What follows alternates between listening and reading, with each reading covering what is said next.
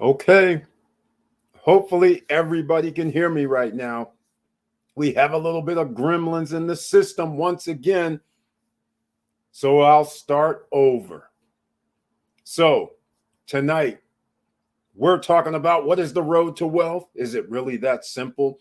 Well, again, sometimes it's going to take a little blood, sweat, and perseverance because it's not easy, ladies and gentlemen, especially when your dollar value decreases as time goes on, which means you have to constantly make more money or you make your money work for you. Either way you slice it, you just can't sit idly and take your duffel bag of cash and leave it under the mattress.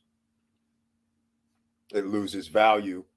So once again, thank you so much for being here in the SSN Nation Friday night live stream and welcome. And please like, subscribe, and click the bell below so you get the latest updates. Now, let's get to it.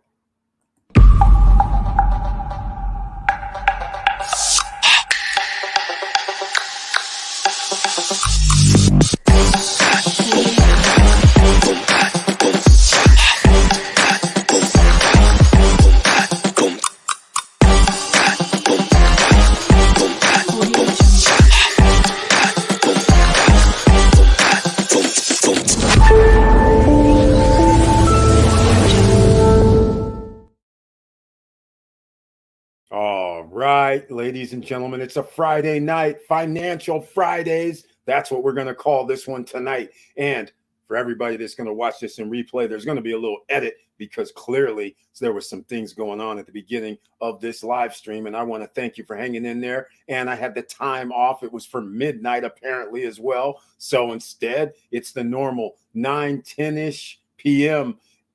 Friday night. So I want to thank you everybody for being here and share the videos because you never know who you're going to be able to help.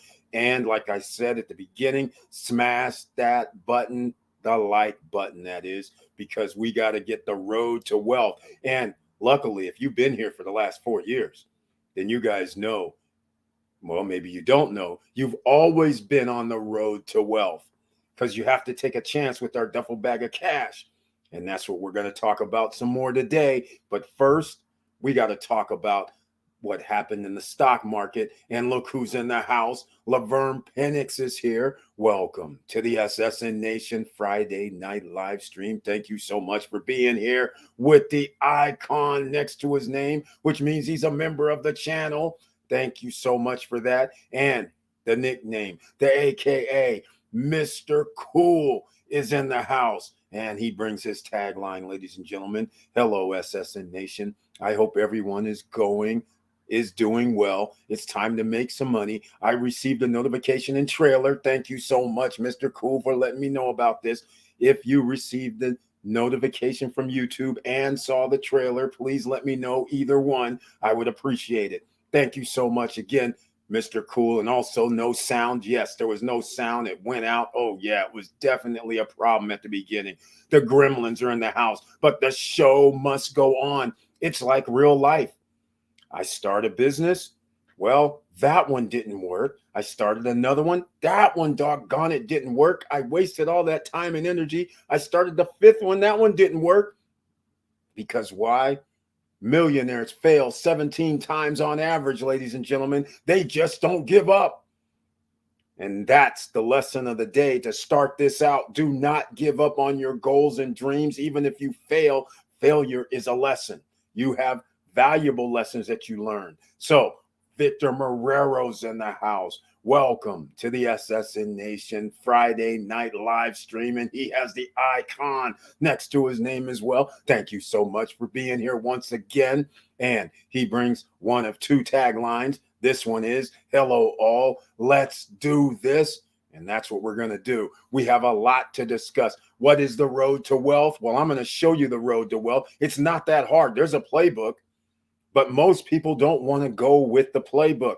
What they want to do is a combination. They either say, hey, I'm going to work somewhere because I feel safe, but they neglect the other part of the equation by buying for instance. We'll get into the millionaires that live next door to you, but you have to make investments into assets. And most people, they put their money in a 401k managed by someone else, not managed by you, the CEO of your life. You're letting someone else manage it and take fees.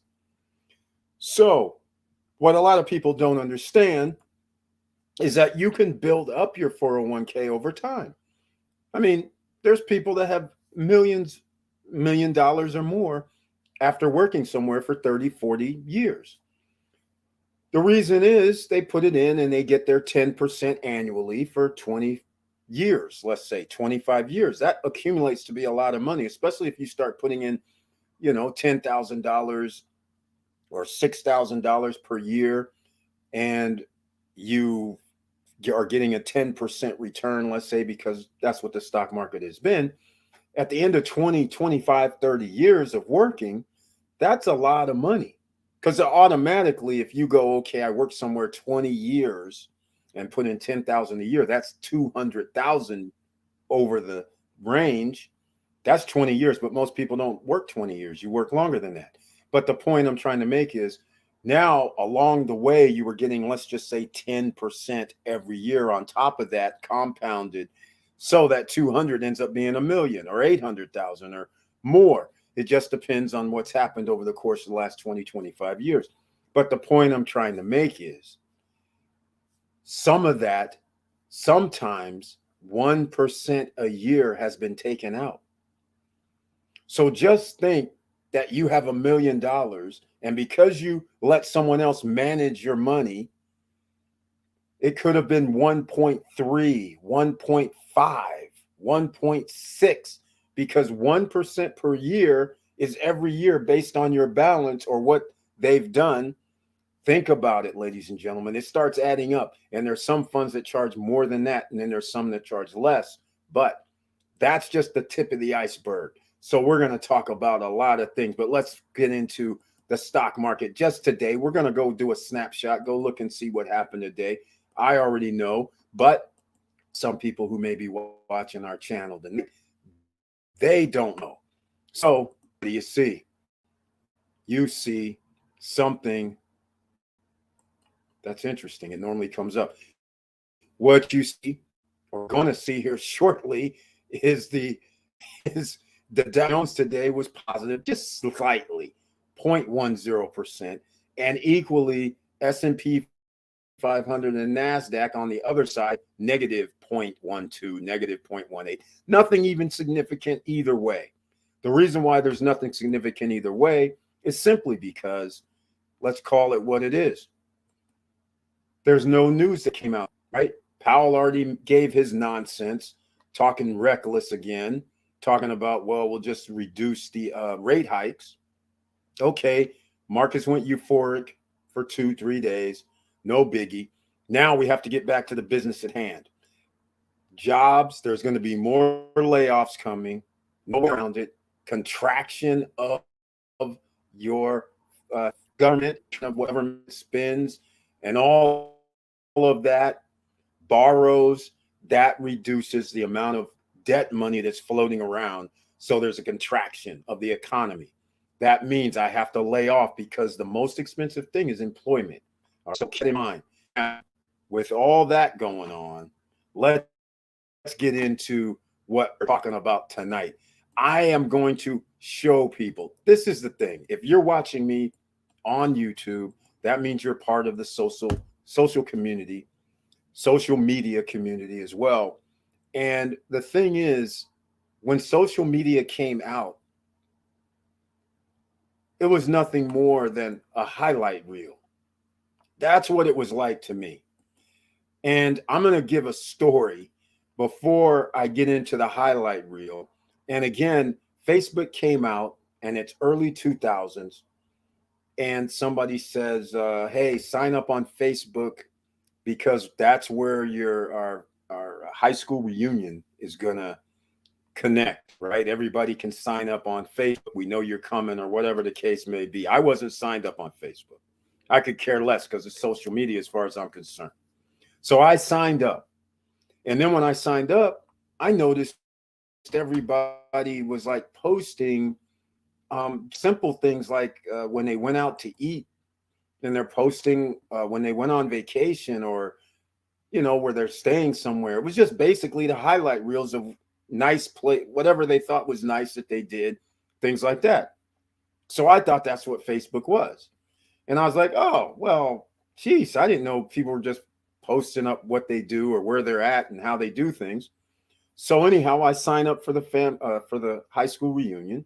And because I go all over the place, I thought that's what people do. So I'm out in, it doesn't really matter. I'll just give some places, but I'm in Napa at the wineries.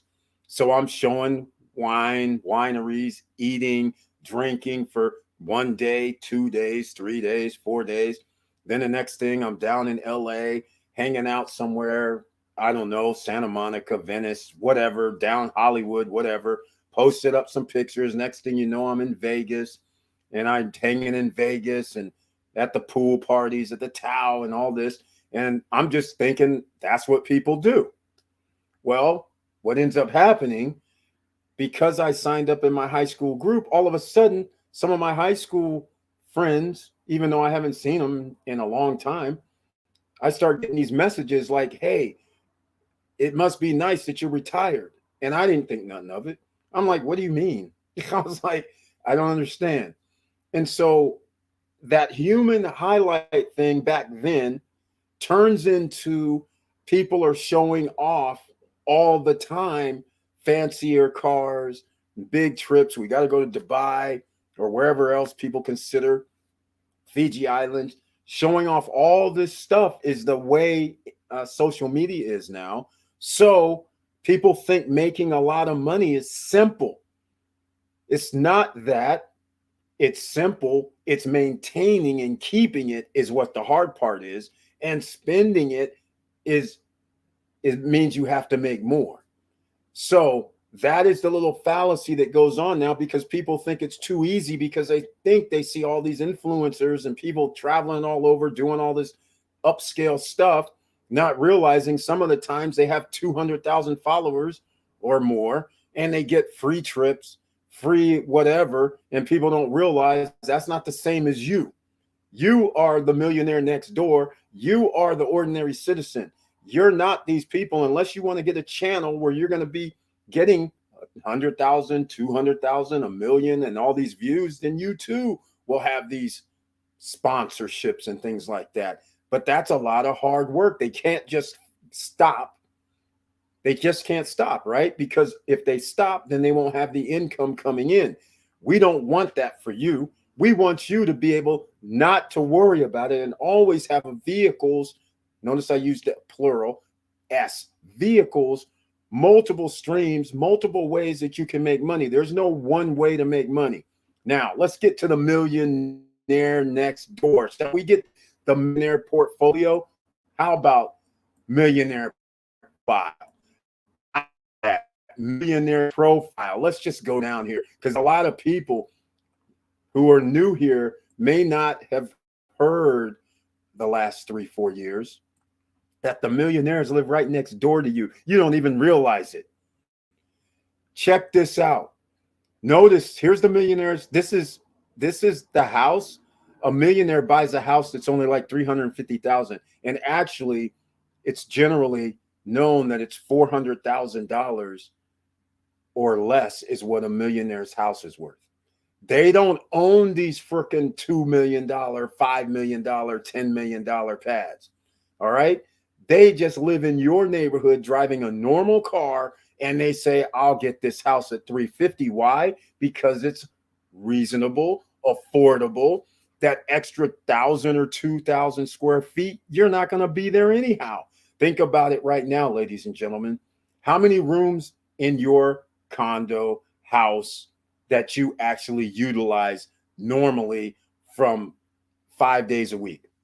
Most of the people have a TV area. Most of the people have a dining area that you're going to eat in. You have your bedroom. How many other rooms? You have an office, maybe. You might be in your office.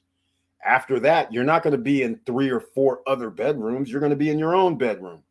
You're not going to be also in the loft and in the living room unless somebody else is in your house that is going to be in the loft, or they're going to be in their room watching TV. So again, you're going to have your own location. So you're not going to be using 10 rooms in your house.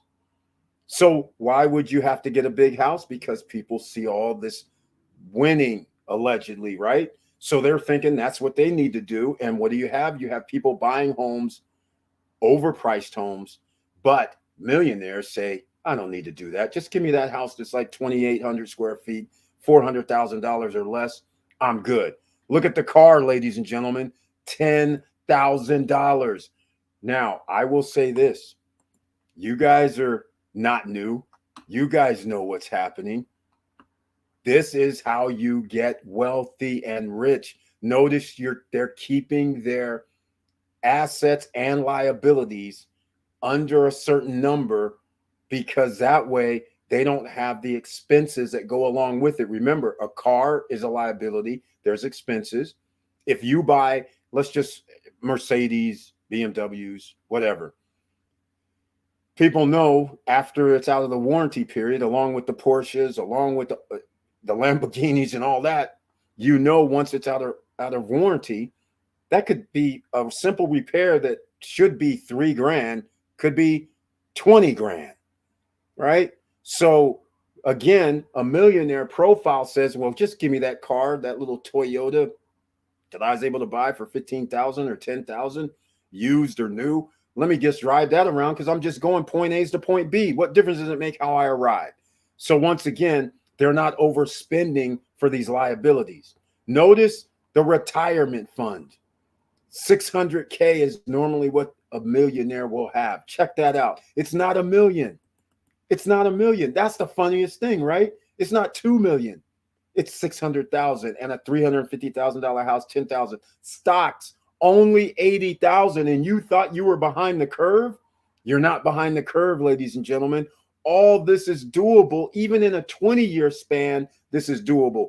30-year span, it's doable. Even if you're someone who's 60 years old, all of this is doable, because you're going to live to be 80 in this environment. You should be eating right. You should be exercising. That gives you an extra 5 to 10 years by itself.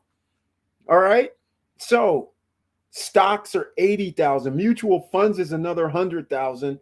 But notice equities, ladies and gentlemen, mutual funds, stocks, and retirement fund goes up to 780,000. And then they have other non-liquid assets of 20,000. Notice the cash. Remember, online people are flashing all this fake money, right? Look at here. Why would they only have a $10,000 in cash generally laying around? You know why? Because they're making their money work for them. The 600, the 80,000, the 100,000, that's working for them. They don't need to have that sitting up depreciating because of inflation. They're sitting there saying, hey, let me just, whatever I got to make my money work for me. That's where they're putting their risk. All right. Now look at this. As opposed to John Doe mortgage, 120, car loan, 5,000, total liabilities, 125. So that's what you have to think of when you start. Now, the reason why I brought this up was because millionaires aren't out here with the Lambos. They're not out here with the Mercedes-Benz 120 Gs and all that nonsense, buying trucks for 70K. Come on. This is craziness.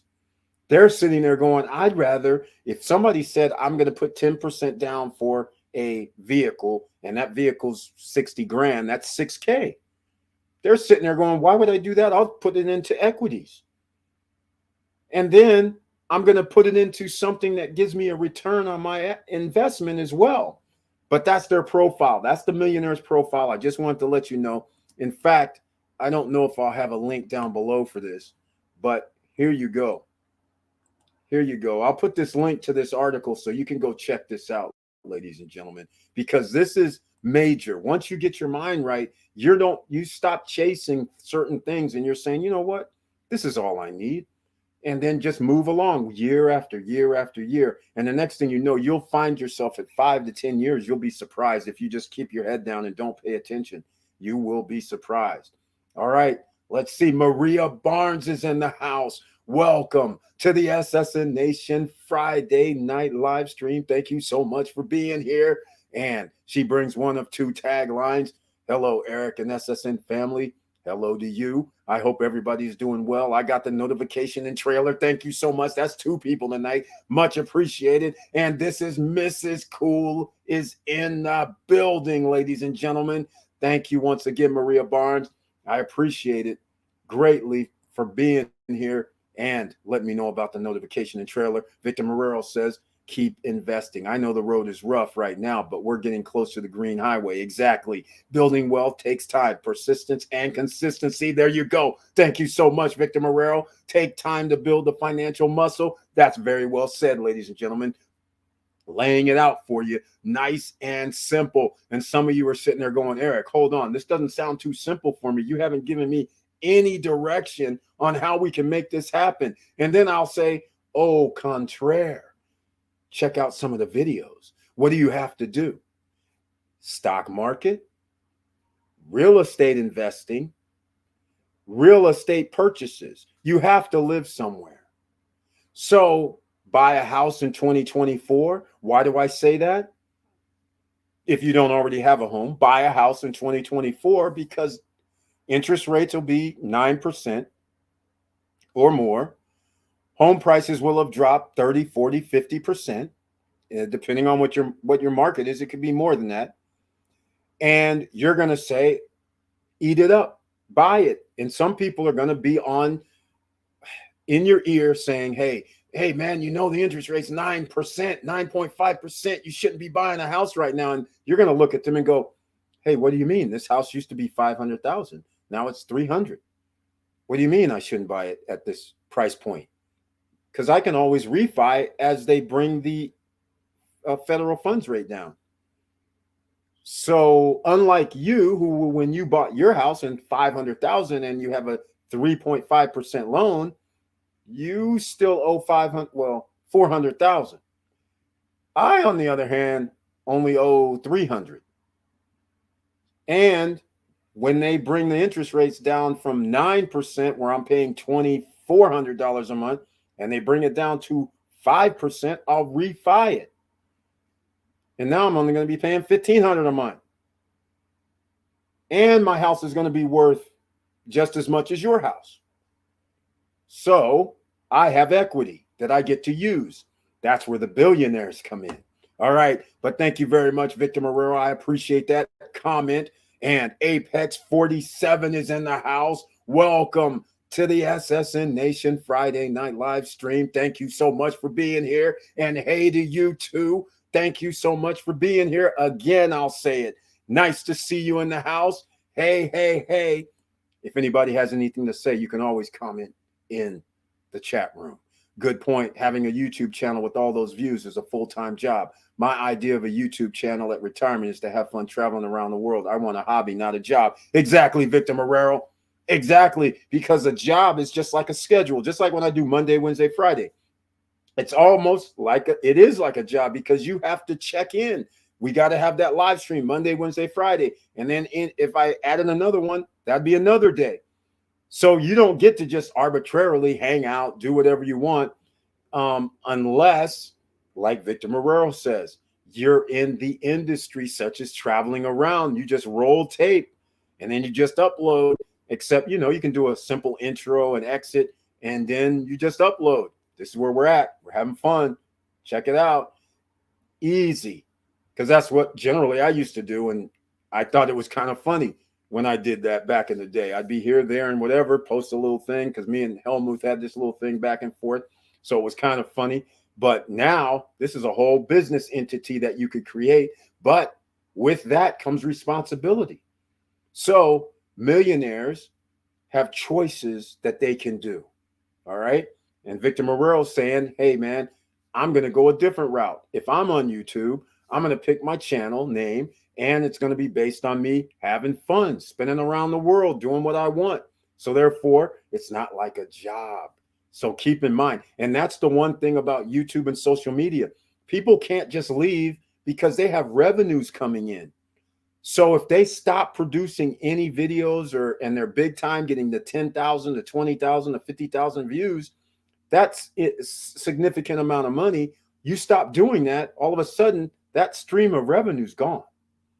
And most people can't just because you're good on YouTube doesn't mean you're good in life as far as no YouTube or no social media. That doesn't mean you're going to be able to run a business out of the blue. All right. And you have to base that on economics coming in. It's a whole different ecosystem with regard to how much you make and how it's made. So that is one of the major things. Very good point, Victor Marrero, because if you do want to start this, the best way to go is just do something that you like to do.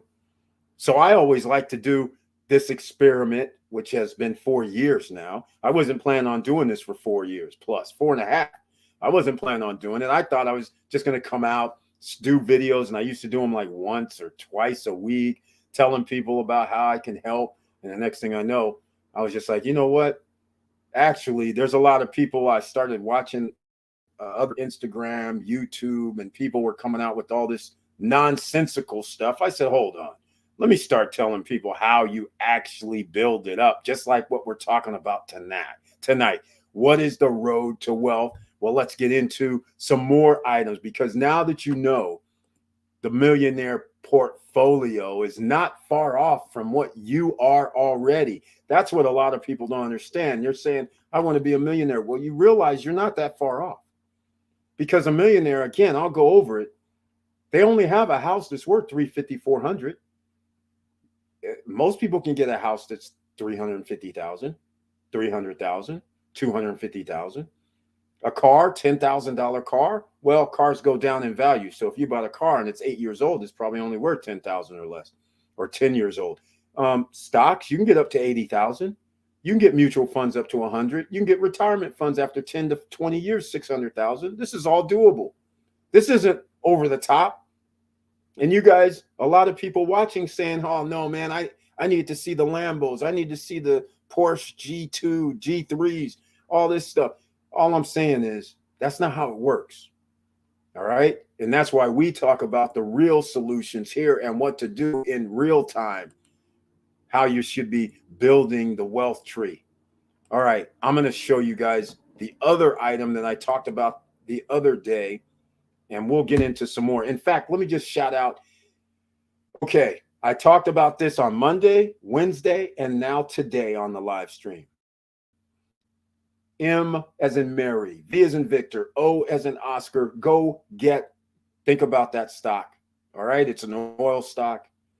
It's an oil trust. Go check them out. They give dividends, ladies and gentlemen, 16, 17% return on your money. All right. Even at today's prices. And oil, it's going to cost a little bit more. Now, here's what I want to show. This is the billionaires right here, ladies and gentlemen. All right. This is the billionaires. And Victor Marrero just brought up something very, very interesting. The millionaire profile didn't see any debt. So that looks like the Dave Ramsey's profile. Very hard to get there without investing. I wonder that Robert Kiyosaki's profile looks like. Okay, keep in mind, Dave Ramsey, Robert Kiyosaki, and anybody that is on TV, infomercials, sold books, influencers, they are all different from everybody else. The reason why I say this is their job is making money from people buying their books, buying their courses, buying their stuff. That's the whole key here. So there's nothing wrong with that. But what they did was, after people started buying their stuff, then they had the liquid money where they could go buy assets. Then they can come back to you and say, hey, this is what you should do. So that's why I always am very cautious when I talk about these other guys, because they have a different point of view. They all started just like you, me, everybody else. They started a simple way. You look, unless you inherited money, there's no way you're buying a house. You have to buy a house. Or okay, let's say you don't buy a house. You have to start a business. If nobody knows you and you're not selling books or courses or on radio or TV, what are you going to do then? Nobody knows you. So you have to do it differently. You don't get to sit there and tell people, hey, buy my course, buy my book, come to my radio show or whatever. You don't get to do none of that. So you have to do it the old fashioned way, earn it. And so generally, Victor Marrero brought up a very good point about the no debt load. That is exactly the millionaire profile. Not saying you have to buy houses in cash and all that. What we're saying is that's when they do buy something, that's the value of it. It's not over the top. They're just sitting there saying, I'll just take an ordinary 3-4 bedroom, 3-bath, 2-bath house. I'll live there. That's fine. I'm in the neighborhood with everybody else. I'll take the $10,000 to $15,000 vehicle that I'm buying and put it in the garage, drive it around. I'm good. I don't know about you guys, but I'm fortunate enough to grow up in several different environments. And when you grow up in different environments, you have this old guy who's always nice, driving a freaking 30, 40-year-old truck, wearing like just a plaid shirt and jeans, overalls. How you doing? Sitting there going to the little mini mart grocery stores. And then you find out the guy you've been talking to for 4 or 5 years, something happens. The guy's like passes away. He's ill. And all of a sudden, you go see him, and it's like a room full of people you've never seen before. Then you find out the dude's got millions of dollars apparently, but nobody knew it. I've ran across that so many times. It's ridiculous. Not the ill part, but so many times. In fact, before I get into this, that reminds me of another story time. I got to give you guys a story time. So most of you know I went to Sonoma State University, and it's over by Santa Rosa. There's the Russian River, Bodega Bay is a little ways away. It's a beautiful area, right? So one day I'm sitting hanging with the fellas, and I don't even remember. These guys are like, hey, man, let's go down to the Russian River. They have some sort of little street fest thing or something. I can't even remember what it was. Get out to the Russian River, which is out in the middle of nowhere for all intents and purposes. It's not like who's going to be there. It's like no big deal. Get out there, and I can't remember the name of these people, quite frankly, but all I remember is this. We get out there to Russian River, and imagine it's like an old town. Wooden shops. People are sitting in like in this little cafe style where they have these little 3-foot round tables, and people are sipping coffee and drinking wine or whatever it was. All of a sudden, it was like Millionaires Freaking Row. And I'm talking famous people. They were just sitting there chilling. And I was just like, what are you guys doing here? And they're just like, oh, we got a little not shack. We got a little place over here, which was a shack, actually. It's not like rich place. It's just that this is where a lot of wealthy people apparently hang out. And these guys are there just chilling. I was just like, so when you're growing up, you can learn different ways. These guys were worth multiple millions. You see them on TV. They're chilling over here, and find out they lived there. And they're like incognito because nobody there really watches TV. So therefore, nobody even knows who they are. So you find out this type of thing. These guys, this is the millionaire profile. You don't have to be famous. Nobody needs to know who you are. All right. So I just want you to understand that's not the goal here. The goal here is to silently accumulate according to your schedule. Don't let anybody push up your schedule. And that's the most important thing. Thanks for the stock recommendation of MVO. I jumped on it full force and like what I'm seeing. Sweet chart up and to the right. Dividend yield is insane, 15.68%. Exactly, Victor Marrero. Top dog status, and it's oil. We got to love oil, man. You got to love oil. The petrodollar is backed by it. So thank you so much. Glad to hear that you're getting in on some of this free money. You can just go to sleep at night. Know you're going to get 15.68 for whatever you put in today. Isn't it beautiful, Victor Marrero? Everybody else, we have a lot more of that coming. Now, well, let's get into it. I gave you the story. What my bottom line to the story is, you don't have to feel like you're left out, because you don't know who a millionaire really is. You don't know somebody wealthy, because they generally don't want to be known. They just want to be walking around and left alone. They don't really want to be known. They just want to be ordinary citizens. And when you're hanging out in these different locations, that's what they are, because nobody knows who they are. And so it gets very, very interesting. All right, look at here. All right, this is going for what I talked about on Wednesday night when I said, hey, guys, you know, this thing about, here's what's going to happen. You're going to hear this over the next year and a half. They don't build any land anymore. You better buy a house. You know, all the millionaires and billionaires, they buy a house. You better get in, because they got all their money from real estate.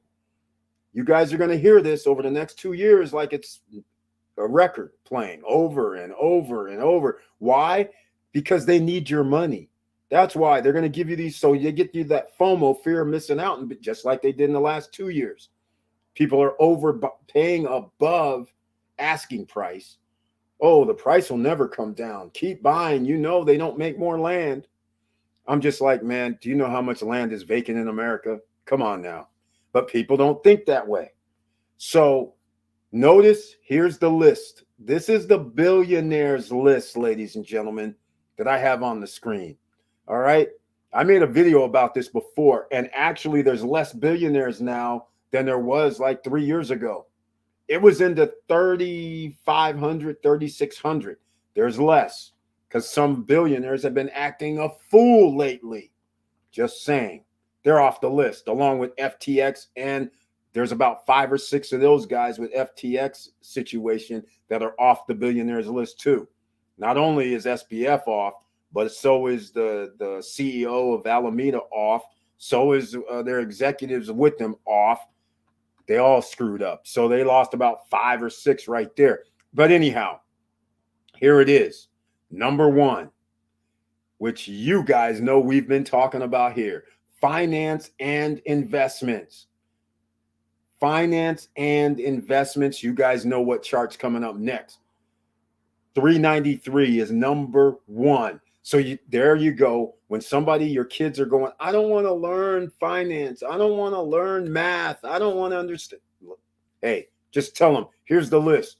Number 1, if you want to be a billionaire, you better find out about finance and investments. That's not saying that's the only thing and the only avenue, but number 1 is the most of them are from finance and investments, means just what we've been talking about here, the equity investments, putting your money into stocks, putting your money into even a 401k, putting money even at your job into your 401k. Either way, that's what you're going to have to do. And that gets you to the road, on the road. That's what you want. Here you go. The richest, Warren Buffett, 118 billion. CEO of Berkshire Hathaway, which owns stakes in over 60 companies. And once again, you guys have heard me talk about, get yourself some companies, streams of revenue, companies, whatever. You got to think like a shark. This is why I started SSN Lifestyle for the Ring of Fire, because that's part of the process. And some people are thinking, no, I don't get it. Yet we've been talking about real estate. We've been talking about stocks. We've been talking about doing your own businesses. We've been talking about doing technology and how we can figure out what stocks to buy because of the electric vehicles and the suppliers. And you can invest in businesses that have to do the same thing. So look, richest guys, including Duracell and Dairy Queen. Yeah, he owns all these places. Must be nice, right? Now, manufacturing. This is, again, part of business. This is how you create businesses. You employ people, but give you an idea. The richest is, I don't know how to pronounce his name, but founder of appliance maker, Midea Group. The company has more than 200 subsidiaries, and they're in the Shenzhen Stock Exchange. That's China. He's number 1 in that area. So again, manufacturing facilities. So when people say we're going to move our manufacturing to China, to Thailand, to Vietnam, to Mexico, you're not understanding that is the middle class being taken advantage of, taking out, because it's not so much the CEO who's going to get, his billion or 2 billion or whatever out of it. It's the jobs that would pay in America 30, 40, $50 per hour, but instead they send them over there. So because they pay them $2 an hour, $1 an hour. All right. So that is the difference. But here in America, you can still have manufacturing, still employ people, and still make one hell of a product. You just have to be a great business. That's it. Now, look at number 3, ladies and gentlemen, technology. All right. They don't even list, but the list is going to be Jeff Bezos, 171 billion, the second richest person in the world, also owns the Washington Post and rocket company Blue Origin. Okay, technology, that is open to everyone. You can be in your garage right now, figuring out something that can help and improve people's lives. And the next thing you know, you're in the technology group. But again, you can't sit on your ass. You have to be proactive and try to go for it. Let's call it what it is. Let me give you to most people don't even study these guys. Jeff Bezos, he's not just anybody. All right. This guy was good enough to work for Goldman Sachs. All right. His parents were also, let's just call them wealthy. They're the millionaires next door. So when they can go and say, hey, mom and dad, you know what? I put in my work in school. I work for Goldman Sachs. I think I'm going to be a book place. I want to sell books online. What do you guys think? They're like, well, you're our son. We can chip in $250,000. And he's like, yeah, I'll give you 6%. That's how it starts. But you don't get the $250,000. Most of us don't have parents who can just say, here's $250 and go for your dreams. And you can go to a college where also you can get hired by like a Goldman Sachs, right? So that's a couple of reasons how you can get ahead. But ordinary citizens, how do you get ahead? You have to get educated as well. You don't have to go to Yale, Harvard, or Columbia or anything like that, Stanford, whatever. You just have to study, become good at your craft. So you want to be a billionaire? Well, you can. You have to go for it. And look at number 4. Who thought fashion and retail? You know why fashion and retail always works? Even in a bad economy, people are still going to buy beauty products, fashion, and they're going to be going out there to buy retail items. Number 1, Bernard Arnault, chairman of LVMH. All right. In case you guys don't know who that is, that's Louis Vuitton. All right. 70 brands. Notice once again, are you guys getting a pattern here? Are you getting a pattern? Washington Post, rocket company Blue Origin, and Amazon is Bezos. The guy manufacturing 200 subsidiaries. All right. Finance and investments, 60 companies. So you guys thought I was off my rocker about that Ring of Fire stuff, right?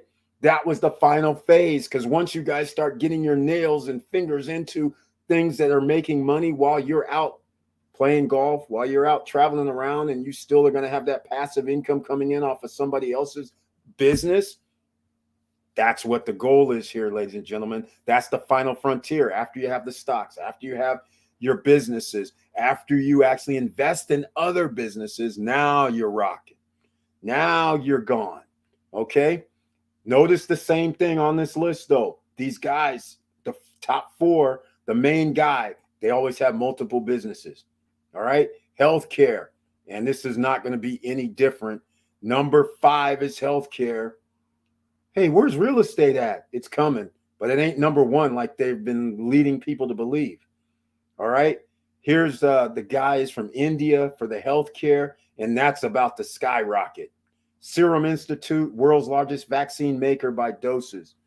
This is going to skyrocket. He's going to move up somebody from India is going to move up the list because they have so many people.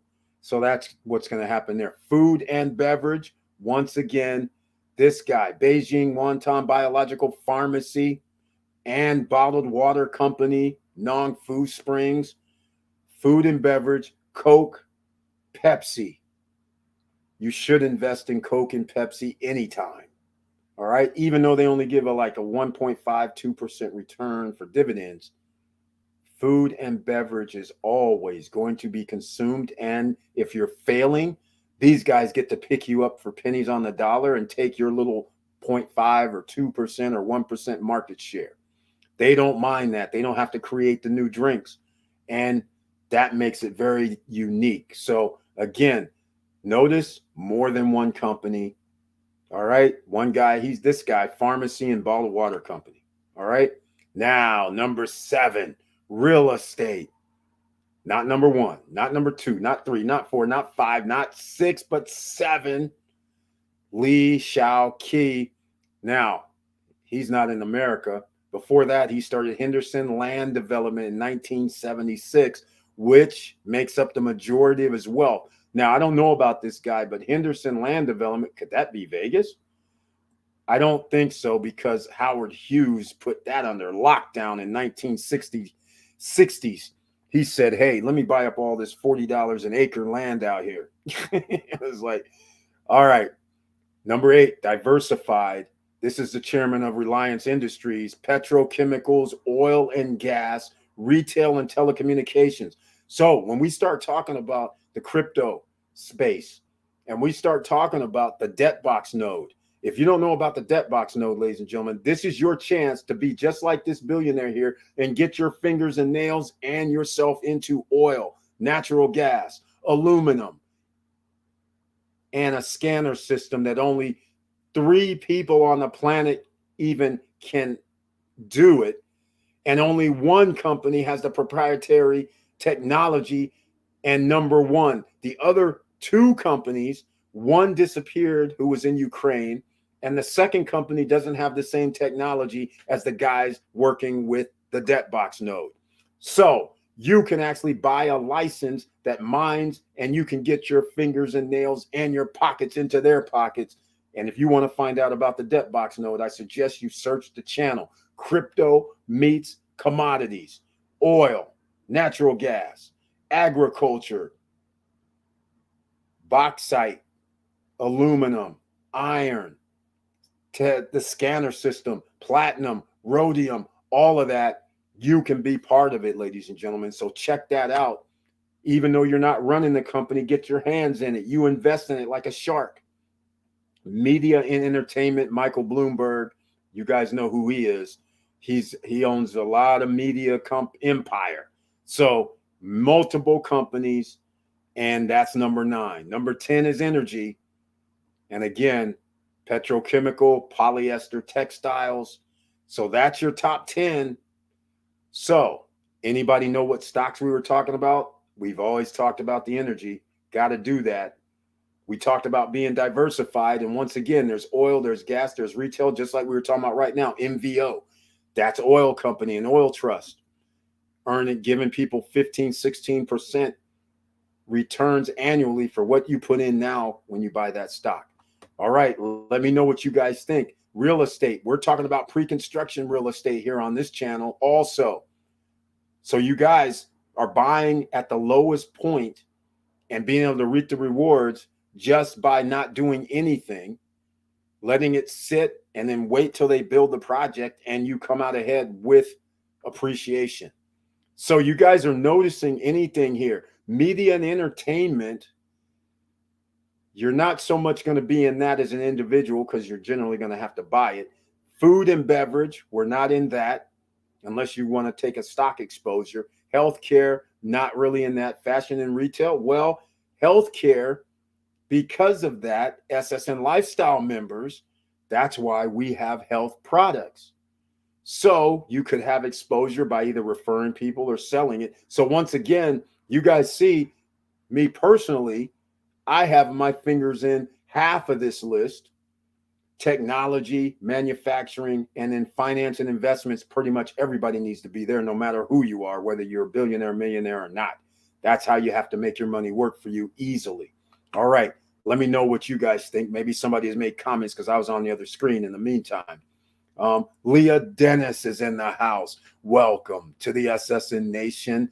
Friday night live stream. Thank you so much for being here with the icon next to your name and says, good evening, SSN family. Eric B, Laverne P, Victor M, and I received my YouTube notification and 100% facts. Thank you so much for that.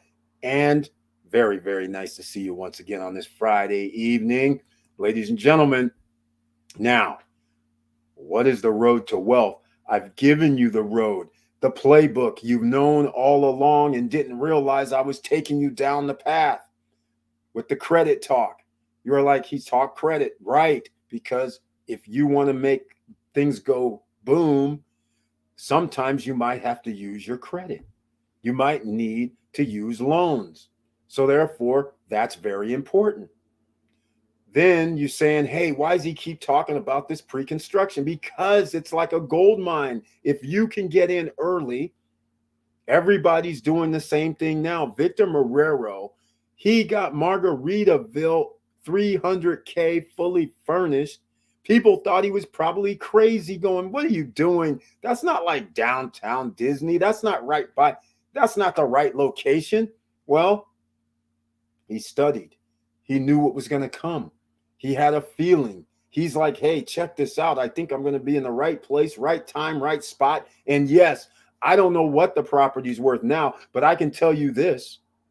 It's worth over $1 million in the open market.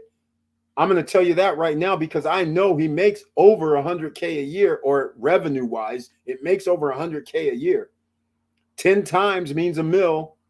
And because it keeps exponentially going up, it's probably going to be worth 1.5 to 2 mil. You could probably sell it for in the commercial market, not as a home or townhouse or villa or anything, but from a commercial aspect, that type of revenue.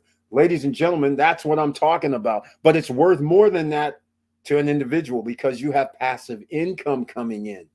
So why take the 1 mil, 2 mil when you have passive income coming in? It's going to keep going up every year because the cost of living rises every year. So see, this is the thing. He did pre-construction already.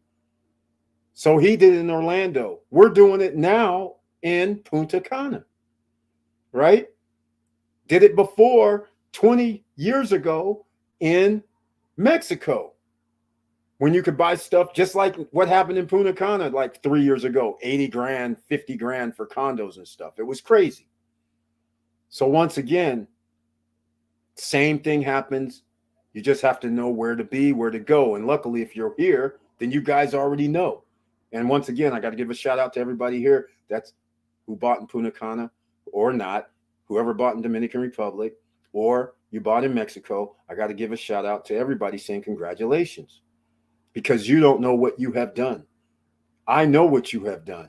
What you have done is you're sitting here right now going, just like last night, what was it? Gwen was with us on Thursday, right? Yesterday, talking about Larimar. And he said, oh, we're going to do 20% management. I'm like, oh my God, that's beautiful. And then he said, I'm only going to charge for a 1-bedroom. He's using Bavaro prices, $70 a night for a 1-bedroom, $100 a night, and it's still over 10% at 65%. Now, this is today prices 3 years from now, because it's 2022. They'll be done in 2025. So 3 years from now, it's not going to be $70. It's either going to be 80, 85, or 90 per night. Inflation, it's going to go up. So it could be 100. So his number could be off by 10 to 20%. It will be off 10 to 20%. So my point I'm trying to make is when he says for an $89,000 investment, you're going to be able to make like $11,000 clear.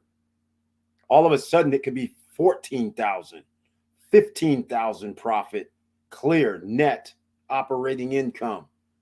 ROI 15%, actually a little more, because if you buy at 90 and you get 15,000, by the time they build this place, you're going to be at 17% return just for starters.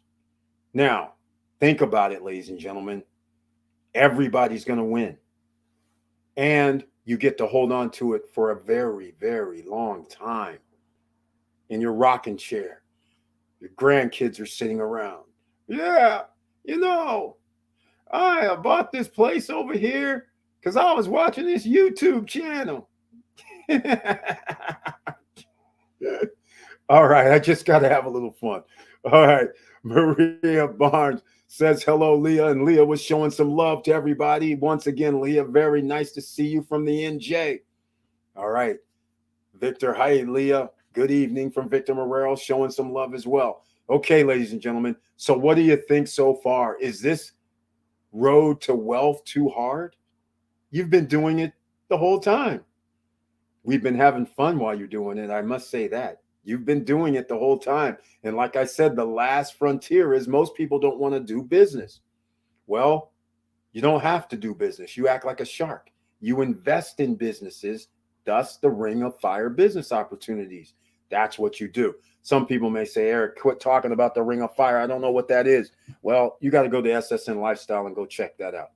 All right. Now, the last thing, people have seen this before. I know all you guys have seen this chart that I'm about to present here. And I always have to bring it up. It's just that simple. I have to, because a lot of people may be watching this video that's not familiar with the channel, and they might not know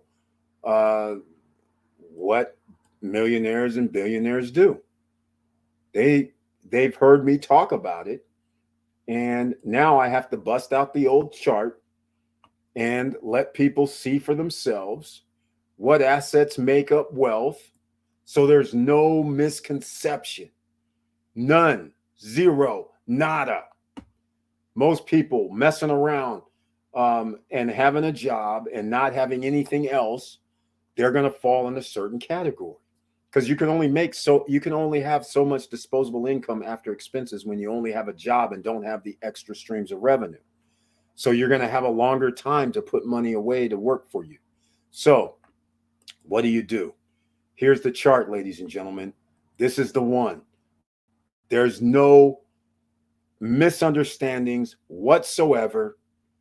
This is what the big boys, where they have their money, the assets. So this here in green is money. This here is house. In this copper, well, it's not copper, so I'll call it a burgundy-ish copper, right? Copper color is a car. Vacation, really? Okay. Then we have a piggy bank. All right. Notice when your net worth is under 100K, under 1 million, which basically this qualifies a large percentage of the population, like 90%, 85 to 90% of the population, your net worth under $1 million. Look at this burgundy copper color here. The house is the most percentage of the assets. That is a shame. We don't want your house to be the higher percentage. We want that to be non-existent. Why? Because we're going to get businesses, and then we're going to get extra streams of revenue and extra business monies coming in, passive income streams to pay the house. We're not going to have that job and then we pay the house. We're going to actually get passive income coming in so we can pay the house note. And that's where the net worth values start increasing, because on the far right side is business interest. Notice as the big blue block starts getting larger, look at the wealth, the net worth on the left side rises. So this right here, this chart should tell you all you need to know. I shouldn't have to keep talking about it, but I will. Business interest, the big block, the billionaires, 100 millionaires, the 10 millionaires, and the 1 millionaires. Notice the block of blue starts taking over. No dispute, ladies and gentlemen. So therefore, you're going to have to grapple with this. There's nothing wrong with working a job. There's nothing wrong with that. But if you are, then that means you have to make other investments. All right. That's all that means. You can still, we don't all need to make $1 billion. All you need is like, hundreds of thousands of millions is going to be fine. But if you're going to stay in this range, then you're going to be doing certain things. The real estate game, that is the next light blue area. Notice this here. If you're going to be in the real estate game, you might as well just forget about that real estate game on the left, because you're not going to be using that. You're going to be over here collecting rents, getting your passive income, and you're going to have your business interest as well coming in. These two items right here are going to overtake the value of your home, that increase. So what happens is, you can see that's why at the 10 million, it gets even smaller. And then when they get to 100 million, it's not even a thing, because the biggest thing is their businesses, the multiple businesses. Notice again, stay with the blue. The next blue is managed asset trust, a trust that I've rarely talked about. Fixed income investments. That's those things that we're talking about, like the MVO. You put your money in and you're getting 16% every year. You're good. Then you have reinvestment from the money you already put in. You're still earning more than 16% now in reality. So some people would, because you're actually getting a return on that free money or that free share that you just bought with money that you didn't have to spend again. We're about to do this with the nodes coming out. All right, with the debt box nodes. You have enough earned from your node, you can then turn that money into buying another license. Now you have 2 licenses generating profits for you instead of 1 for the same money. Didn't have to do anything else. That's the idea behind this, ladies and gentlemen. You can reinvest and buy other businesses. That's why there's a Shark Tank in America. That's why there's a Dragon's Den in the UK and Europe. Because the guys that are billionaires, they can't find businesses. So why not have people come to you?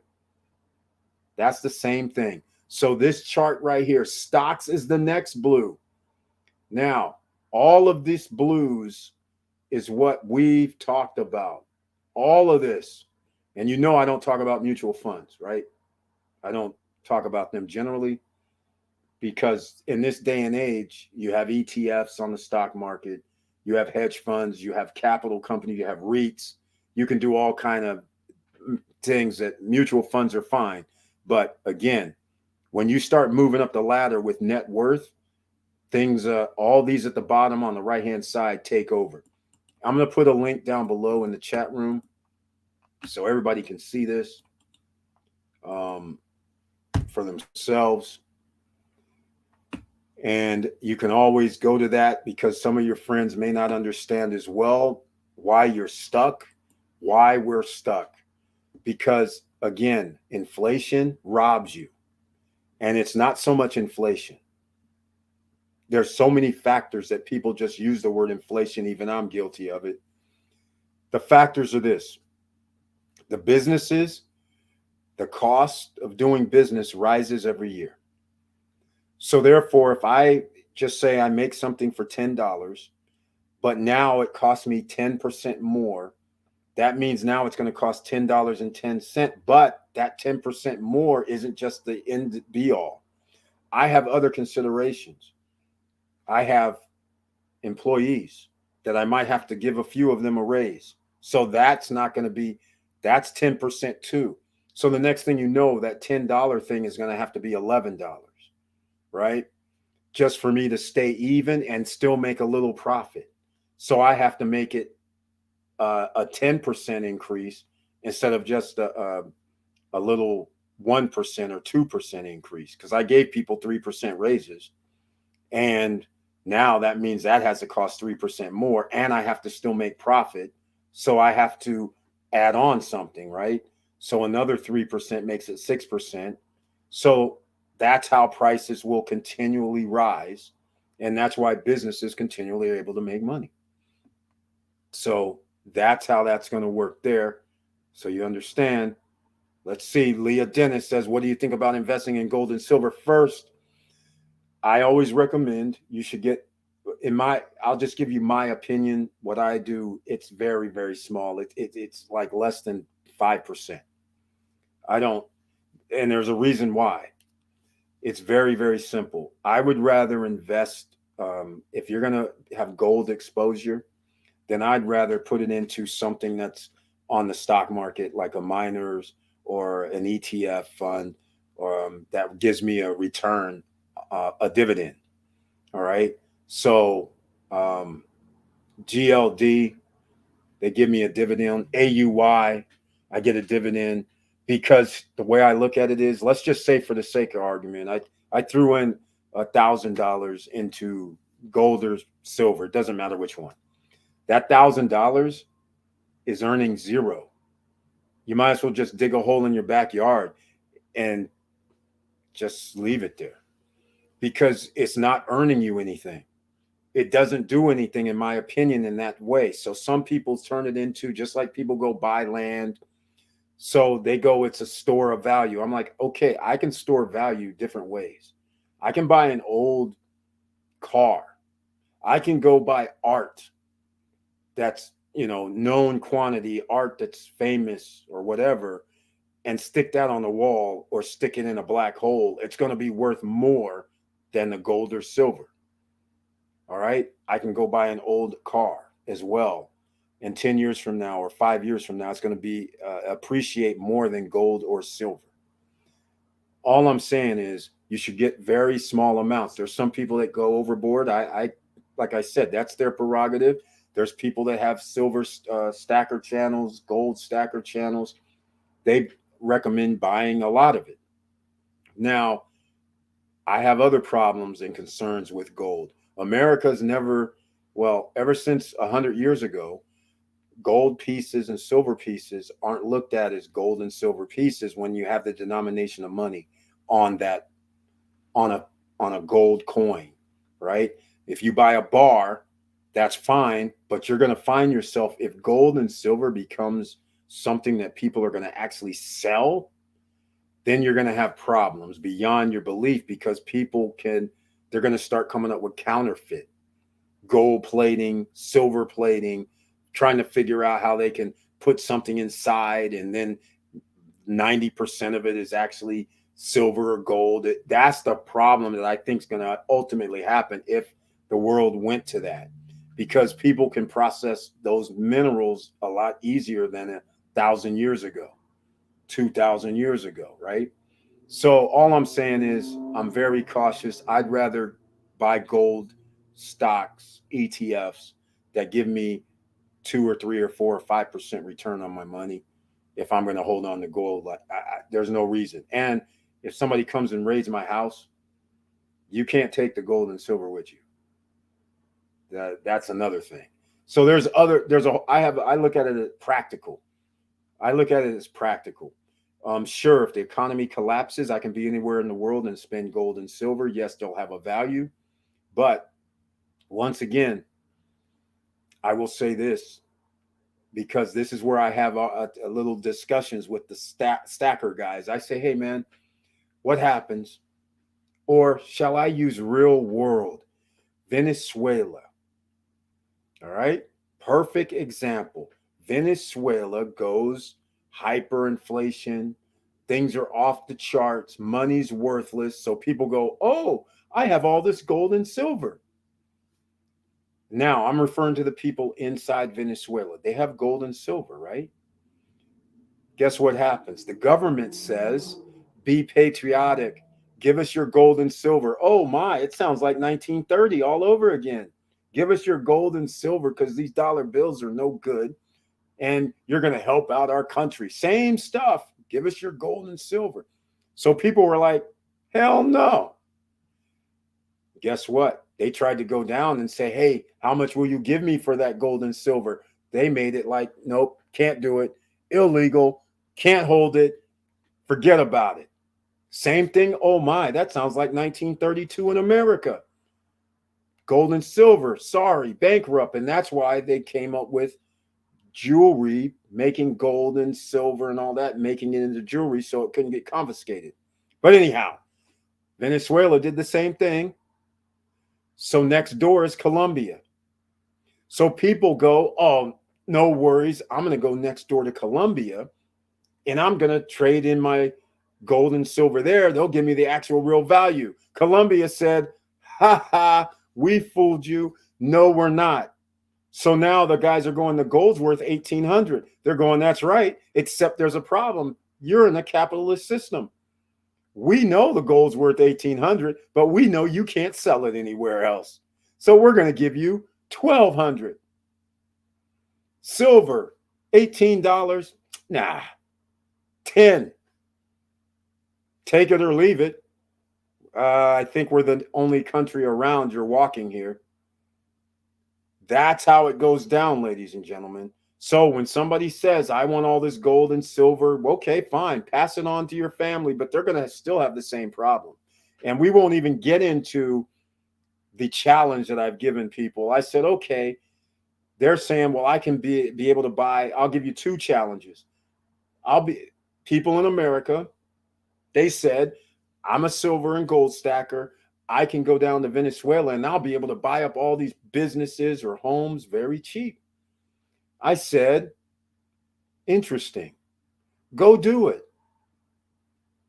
Because when you, first of all, are you going to transport 50 ounces, 60 ounces, 100 ounces? How are you going to get that through? But let's just say you do. Let's just say you have a luggage of, a couple 20, 30 pounds of this stuff. Let's just say you keep it on you. You got the carry-on, whatever. You get to Venezuela. Ask yourself something. Somebody offers you, hey, I'm going to buy your building over here, and here's some pieces of gold or silver. You can't get groceries out of the grocery store. Are you going to take that, or are you going to be taking groceries? Because I'm pretty sure he's going to look at this going, hey, I can't sell this or transfer this into money in Venezuela because the government's going to confiscate it. So why would I sell you this? You're not bringing me any food, water. I'd rather have $100,000 worth of food right now. So this is my point. So I gave the guys here in America the challenge. I said, okay, go to Venezuela and buy something with your gold and silver. I dare you. I want to see this. Because they got to stand in line for 2, 3, 5 hours just to get a loaf of bread and water. You really think somebody's going to take your gold and silver that could be confiscated by the government? I don't think so. Good try. Because that's their whole story. When the economy collapses, then they say, oh, my gold and silver is going to be worth it. No, it's only going to be worth what somebody gives you. And when somebody needs water and food and shelter and guns, your gold might not hold up. They'd rather have water, food, shelter, and guns. Those are going to be more valuable. So I'm just saying that's the whole fallacy that I see with the stacker mentality. You should always still have a little because you can use it as transactions, and it does have a value as long as your government is stable. And long as your government doesn't turn into 1932 where they say, hey, you can't have any gold. Now what? Same thing happened already in America. And they banned silver, by the way, that people fail to talk about. So if you didn't turn it into the government, it's banned. So now what? So same thing. So that's why I always say be cautious with the gold and silver. All right? Just be cautious. On that wealth chart, check out savings at over 1 million. It's almost non-existent the wealthier you are. Also notice vacation. I was surprised to see less the wealthier you are. Okay, Victor Marrero, you bring up a very, very good point, and you guys have heard me talk about this time and time and time again. Here's what I've been telling you. The first thing I've said to people has been regarding the wealthy. I want to know something. Have you ever really seen billionaires doing what non-billionaires and millionaires do? Oh, I'm going to Dubai just to hang out, just to chill out. Oh, I'm going to the Fiji Islands just to hang out and show it on social media. These dudes are not doing that. You don't see them doing that. You see them handling business. They do not, first of all, nobody in their right mind can sit around doing nothing. So basically, if you have a lot of money, you're not going on freaking vacation because you already live in a resort. Your house is a resort. Your place where you live, you picked out, it's a resort already. So going on a vacation isn't like the top dog thing because you can do anything you want anytime, anyhow. But what happens is what makes you motivated to wake up in the morning. And generally, a person that has money, they want to figure out the next deal, the art of the deal, right? They want to go see if they can create something else new. And so they're at their office. They're at a business meeting. They're trying to make a deal for something else. That's the actual deal. And you'll never see billionaires and millionaires just hanging out, months at a time. That doesn't happen. So that's the first fallacy. Victor Marrero brought it up. And he also brought up this funny thing about the savings. You notice the piggy bank here. Look at this, ladies and gentlemen. That piggy bank is like non-existent down here. Look at this. They don't care about any piggy bank. They're sitting there using their money to reinvest in or lose, right? Just think about it. Kevin O'Leary, one of the Shark Tank guys, he invested in FTX, right? Just like Tom Brady, just like Gazelle. They all are taking L's, all right? Millions of dollars, L's. But that doesn't mean anything because he spent another million on another business or another opportunity, and he wins on that one. That's part of the game. But you don't see these guys just sitting around going, well, you know, I sold my education business for $7 billion. I'm done. That's Kevin O'Leary, right? I'm done. I think it was $3 billion, but nonetheless, billions. Mark Cuban, he got his $3 billion or $1.5 billion, whatever. He didn't rest on his laurels. Elon Musk got billions from his PayPal and the other businesses combined. He didn't rest on his laurels. These guys could have easily went off into Never Never Land, but for some reason, they generally don't. You would be the same way. You're not going to sit at your house for 3 months. You're not going to sit there and go, oh, yeah, I'm going to go to Hawaii for 2 weeks, hang out. And then you're going to say, I'm going to go over to Fiji for 3 weeks. Then I'm going to go to South America for 4 weeks. Then I'm going to go to Europe for a month. Sooner or later, you're going to look around being like, damn, okay, what else is there to do? Because I've already eaten at all these different restaurants, saw all this different art, went to all these little venues that I can go to. This is all right, but now what else am I going to do? I can't keep doing this year after year after year. And that's what most people fail to realize is they are doing something that they like to do. And generally it has to do with what can I create next? How can I keep doing this and having fun at the same time? All right. So Victor Marrero brings it up again.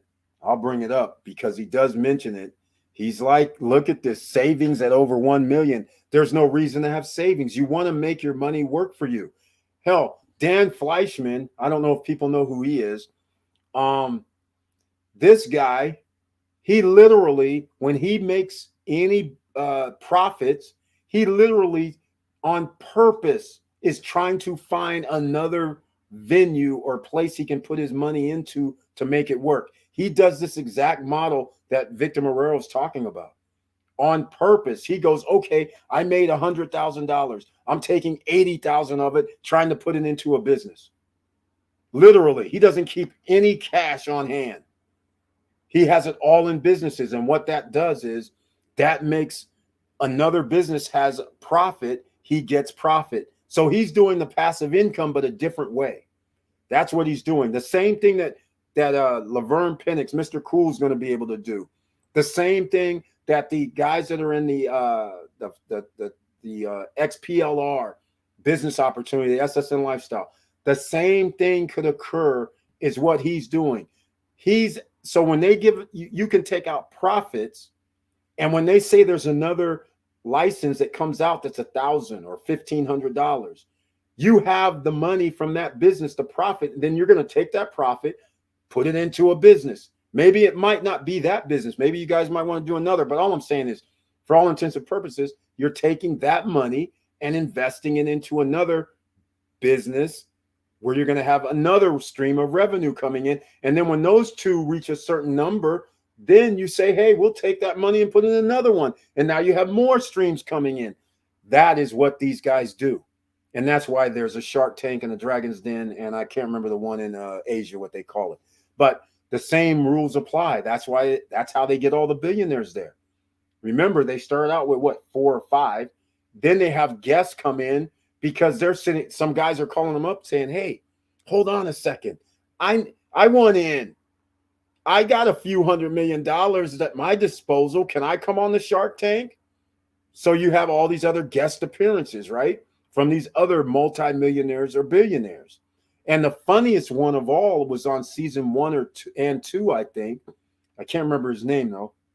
He's the one that does the late night infomercials.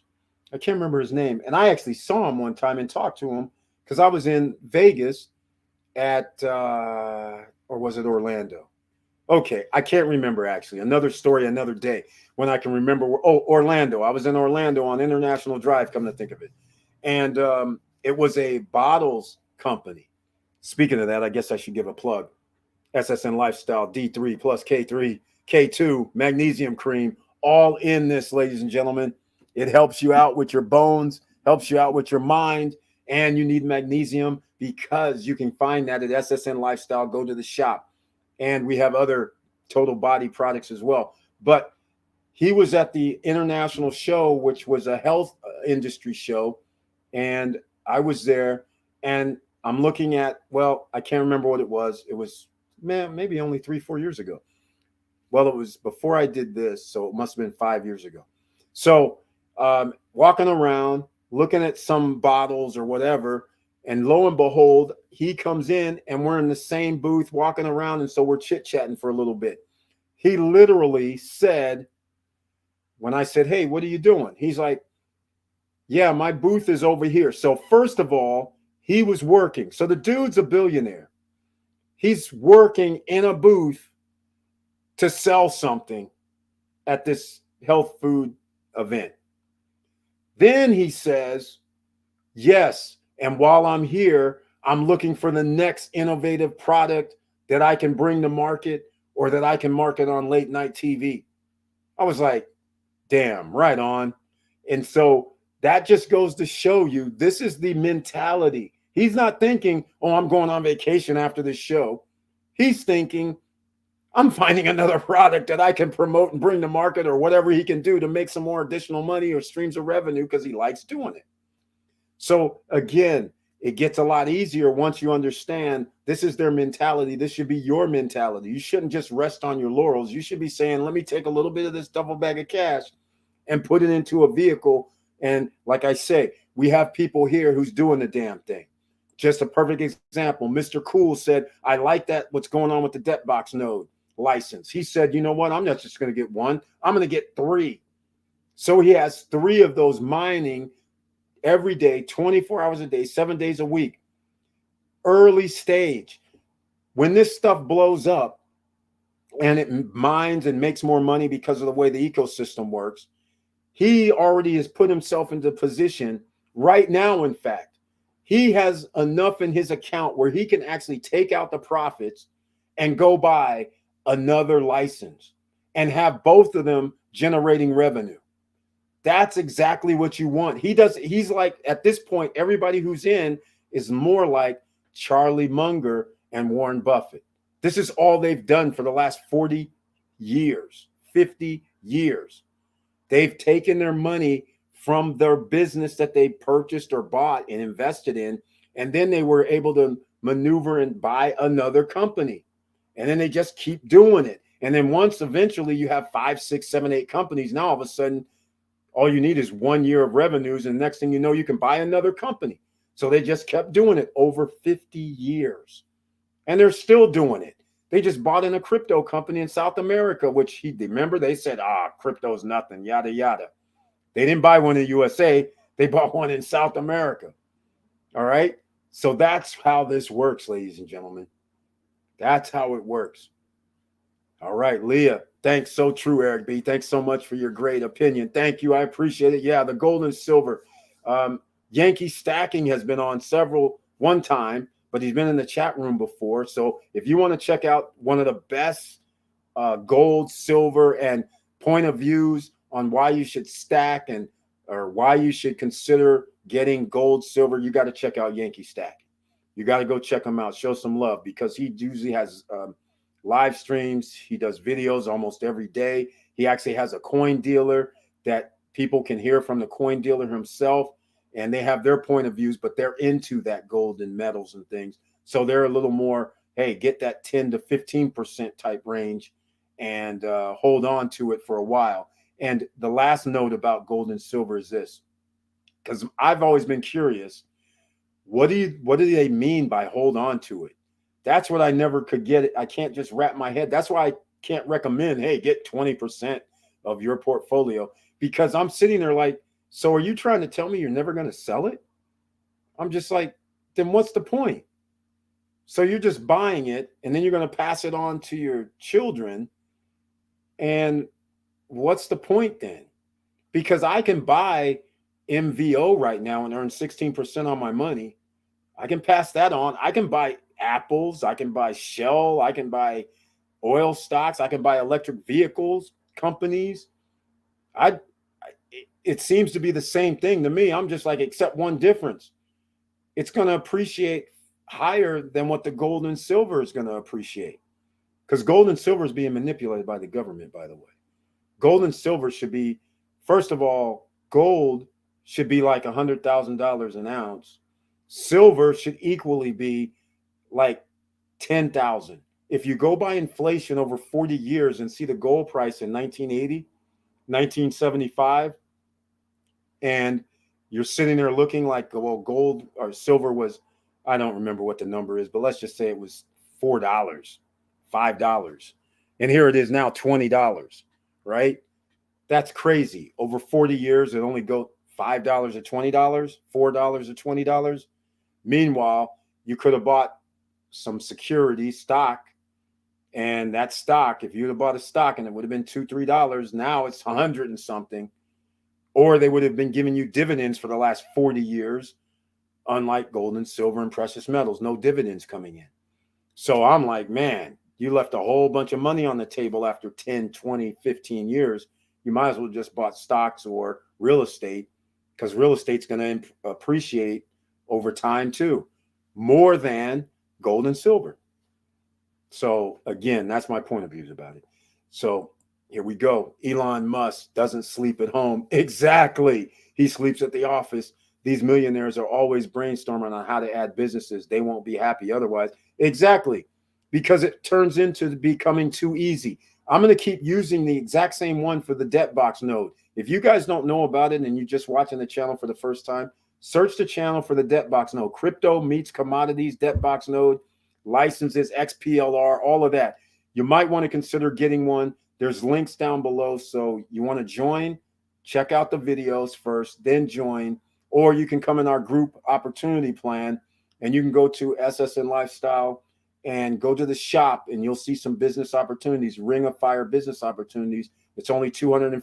If you can't afford $1,000 or $1,500 or $2,500 or $5,000 or $7,500 for natural gas license for debt box node, then you have a way to get exposure where you can get in. And so Victor Marrero brings this up. This is why these guys do this, because once they have established all these businesses, and let's just say, I'll use a number. Let's just say you had $500,000 a year coming in. If you had $500,000 a year coming in and all you had to do was sit down, what would you do after a week or two or three? You'd be like, okay, I have 500,000 and I just got another 50,000 this month. What would you do? You're not going to go, you're going to go buy another car? You're going to go buy another house? What are you going to do? You can only be in one place at a time. So you're going to sit there and say, hey, you know what? Why don't I go out here and buy a business for 100 grand, or invest in a company for 100 grand and get 50% of it? And then you're going to say, well, if I'm going to do that, why don't I just run it like Elon Musk says? I'm just going to be CEO then. And then I have all the voting rights and do whatever I want. So all of that comes into play, and you would do the same thing. You wouldn't be sitting there just saying, hey, I got $500,000 this year, I'm just going to let it keep racking up. You'd just be like, let me go find me another business somewhere. And so you would start having meetings, and then you find other people that are investors, and then they bring you projects. And the next thing you know, you're like, holy smokes, I can do this. This is kind of fun. And then you find yourself involved in 10, 15, 20 companies, maybe not running them, but that's how it works, ladies and gentlemen. All right. So that's exactly right. Victor Marrero on point once again. So here we are, ladies and gentlemen, 1 hour, 31 minutes in. Please smash the like button. I know I've been going on this rant because this has always been the passion of mine. I've been telling my friends exactly what I've been telling you guys here for the last 4 years, 4.5 years. We've been here. So thank you so much for coming along for the ride and for your support. I appreciate it. And Please smash the like buttons. Subscribe to the channel if you like what I'm talking about, because we're going to talk about something else on Monday. I'm going to be dropping a video about Larimar City tomorrow, because I now have the brochure that Gwen was kind enough to show on the screen that gives even more information, that showed the casino and the cinema on there. It showed some other items. I'm going to go through that brochure and drop a video about that tomorrow. That's pre-construction, in case you guys don't understand and you're new here. No credit check, no qualifying. You put 10% down or 15% down. And by the way, there's something that I overlooked even with Gwen. If anybody's interested in Larimar, get this. If you put 10% down, you get 3% off. If you put, I mean, not 10%, $10,000 down, you get like 3% off. If you put $15,000 down, you get 8% off. $120,000 property at 8% off is around what, $10,000? So it's now $110,000. The $89,000 or 90, let's call it $90,000 property at 8% off, you guys, that's $7,000. So that's pretty serious. Instead of 90, it's 83.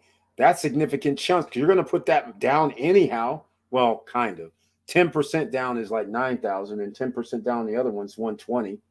So they have another one. If you put 20% down, you got, that triggers two things.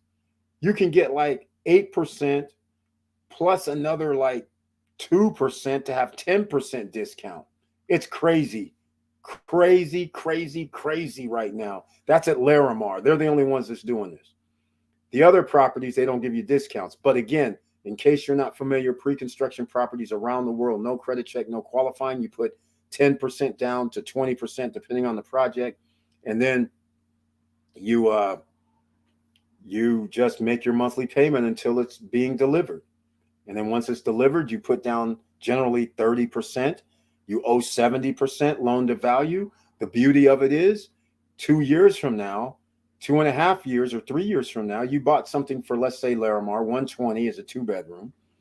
And then it's worth 150, let's say. I'll be conservative. But you put in 36,000. So now your 36,000, let's say, is you owe it, it's valued at 150.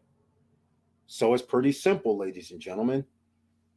You now have increased your buying power, meaning when you go get a loan, they're going to go, okay, he only needs, subtract 36 from the 120, and we'll call it 84.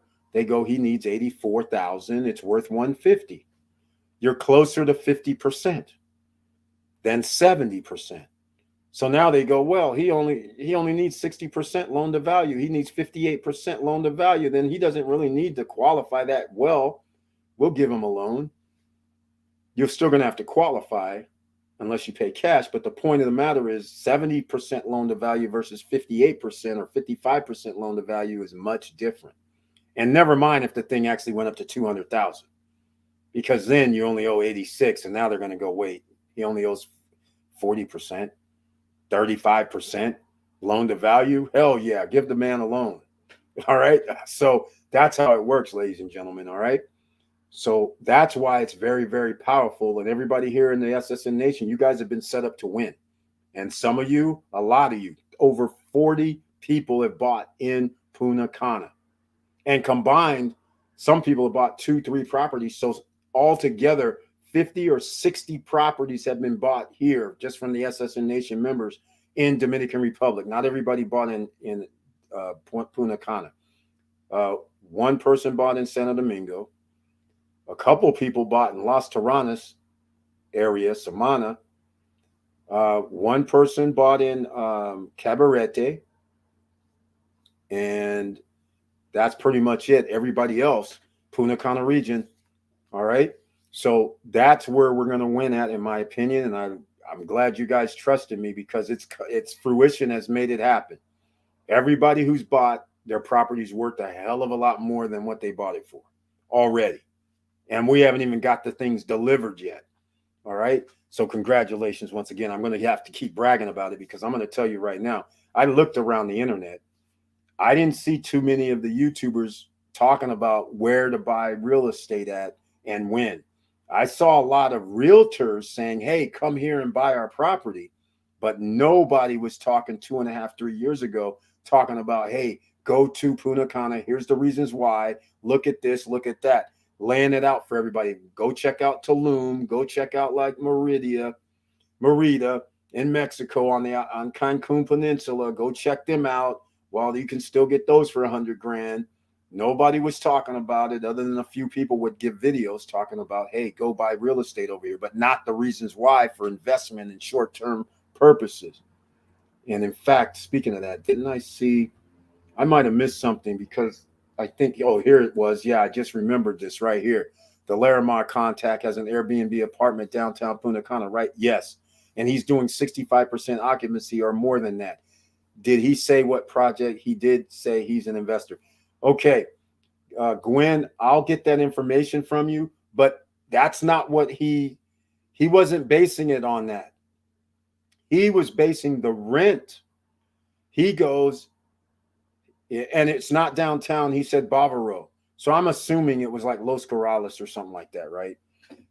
That's what I'm thinking he's talking about. But either way, he's talking about the properties right now. So remember, everything that's built right now, there might only be a few new locations. So he might have those. But remember, anything built right now, they don't have amenities. So you're not going to be able to get that much. Just think about it. Unless he's doing something at Cana Rock. Well, Cana Rock doesn't have much either. But all I'm trying to say is there's no real project out right now that has all these amenities. So they're just standalone condos. So he was basing Larimar on what he's getting in his area, Bavaro. I don't know if he's in Verón. I don't know where he's at, but I'll find out a little more. But he used $70 a night for a 1-bedroom, $100 a night for a 2-bedroom. That's what he used. And he's still got a 11.5% or a 12% return. I was like, that's impressive. At a 65% rate. And by the way, it's not 65%. He just used that occupancy based on his occupancy. But occupancy in Punta Cana is not 85%. I mean, 65%. It's higher than that. So that just tells me he's doing properties that are basically either just condos or villas that don't have anything else there. Because you're not going to look. It's just like if you guys go to anywhere on vacation, you go someplace, you look and you say, hey, I'm gonna stay at this condo. I'm on Airbnb. When I go places, I look there and I say, okay, what's at the condo? Pool, fitness center, or nothing. So I'm like, okay, I don't really care about the pool, fitness center, and all that. So I'll just take my pick this time. So when I went, I say, okay, it has a pool, so what? Fitness center, so what? I'm looking at how far is it from the beach. It's less than 5-minute walk. Cool. Check the box. You could possibly be a winner. There's restaurants around, mini mart, pharmacy. Cool. This definitely check. So that's how I figured out my places where I'm going to stay at, right? People, and I only paid $20, $25 a night for the first place I stayed, and I paid $50 a night for the second. So he might be in one of these locations where they're just condos and all they have is a pool and a fitness center. We don't know. But I like the number that he used, 65% occupancy, $70 $100. I'm thinking they're going to be able to charge more 2 years from now. Let's just face facts. Even if it's $100 a night or $90 a night, that is 30% more. That means you're going to make $15,000 a year on 65% occupancy. I'll take that. On a $90,000 investment, $15,000 a year, I'll take that. That's not $18,000 where we really want to be, but I'll happily take $15,000 on a $90,000 investment. And then be like Victor Marrero 5 years later. $90,000 investment brings in $30,000. We'll like that even better because that's what's going to happen. So just think about it, ladies and gentlemen. But anyhow, he's a property manager, 20%. I don't know if he's really an investor, but I think he's saying he's going to buy some property somewhere. But I'll talk with Gwen. I don't know him that well at all, so I'll send him messages tomorrow and find out a little bit more. But that 20% management is pretty serious. But here's the thing: you have to ask yourself. See, he's saying the management's not going to be him. The management is going to be some big time company called Believe. I believe that's what he said. And Believe, if you guys don't know, Believe is actually a hotel chain. They have a Believe in Bahia Bay. All right. Right next to actually the Bahia Bay Beach Resort and Residence. Right next door. And they're managing Bahia Bay condos. So that means any overflow is what I thought Rock was going to do. If we're sold out, hey, but we have these condos you can rent next door, that makes it sweet. But anyhow, it could be the same company. I'm not familiar with Believe. In fact, why don't we just go look at hold on, hold on here. Yeah, let me go look. We got to go check this out. Believe condo rental management. Go look. Dominican. Oh, wow. It comes up. Really? I'm about to go see. I just put a shot in the dark. Believe I spelled it wrong. Wrong, though. It should be B-E. Believe. No, it's not coming up. But nonetheless, I just took a shot in the dark just to see if I can get it. But if there's a company now, what I was getting at was he says he does it for 20,000. Well, see, I mean 20%. What I don't know though is what does he do? Because again, if you're only on Airbnb, you're going to have a lower rate than if you're on Evolve, Airbnb, VRBO, and some other international websites, even like Sotheby's or something, right? You guys got to understand there's other avenues that you can go, especially when you have upscale properties. Upscale properties means I can be in a Sotheby's rental program or their advertisement because you're in a 5-star location. Now people are going to spend more money. There's a method to the madness here. This is why Victor Marrero gets 90% return on his Margaritaville. The management company understands upscale rentals. It's worth paying the 30% or whatever it is. I think it's 30%. He'll let us know. But the point is, there's a reason because they understand their market and clientele. So no matter where Margaritaville is, they know what people are going to spend and what their clients want. So they have their advertisements, not just at Airbnb or VRBO. They're going to have it on the desk of agents in Hollywood, just to give you an idea, right? The cast, everybody, actors and things like that, they always have an infrastructure. They have agents, they have the hair person, they have the person that writes scripts. All of these people fall under an umbrella. So once you become upscale, you just need to talk to 2 or 3 people. Next thing you know, they tell 20 people. One of those 20, 2 of those 20 go hang out at the spot. Now all of a sudden that is the go-to spot. That's how this all works when it's upscale. You just can't have somebody just go, oh yeah, I'm just going to go to Los Corrales and hang out and they're a superstar, right? That's why you're not going to find like J-Lo, Vin Diesel, and all these guys in Los Corrales area, right? They're going to go, we're staying in Cap Cana. That's how it works. All right. So that's what we're talking about. And we're setting you guys up for this. You don't have to own in Cap Cana. You don't have to own in those places, but you do have to market in different areas. Just don't use Airbnb, VRBO. Use other places outside of the United States that aren't so much known, right? So like I use Evolve, right? Let's go see. Let's see. There's let me see if I can just pull it up for you guys. Yeah, I'll show you guys. We got real estate. We talked for 1 hour 46 minutes. This is part of Getting to the Millionaires Club, it really is that simple. All right. Now, getting to the Billionaires Club, not that simple. Getting to the Millionaires Club, not simple. None of it simple. Can't just open a can. You have to put in the work, ladies and gentlemen. And that's I've been telling you guys for a long time. And we've been doing it. So I got to commend everybody that's still here and listening to me, because, again, a lot of people have been gone. They're not around. That's just how my friends always were as well. I would tell them, they would see me moving. They'd be like seeing me do things. They'd come to my house. They'd be like, damn, you live here? Because I don't, you guys, just like you guys, I never really say where I live, other than when I first started, I was walking around saying, hey, this is where I'm at, because it was funny as hell. You would see what the misnomer is.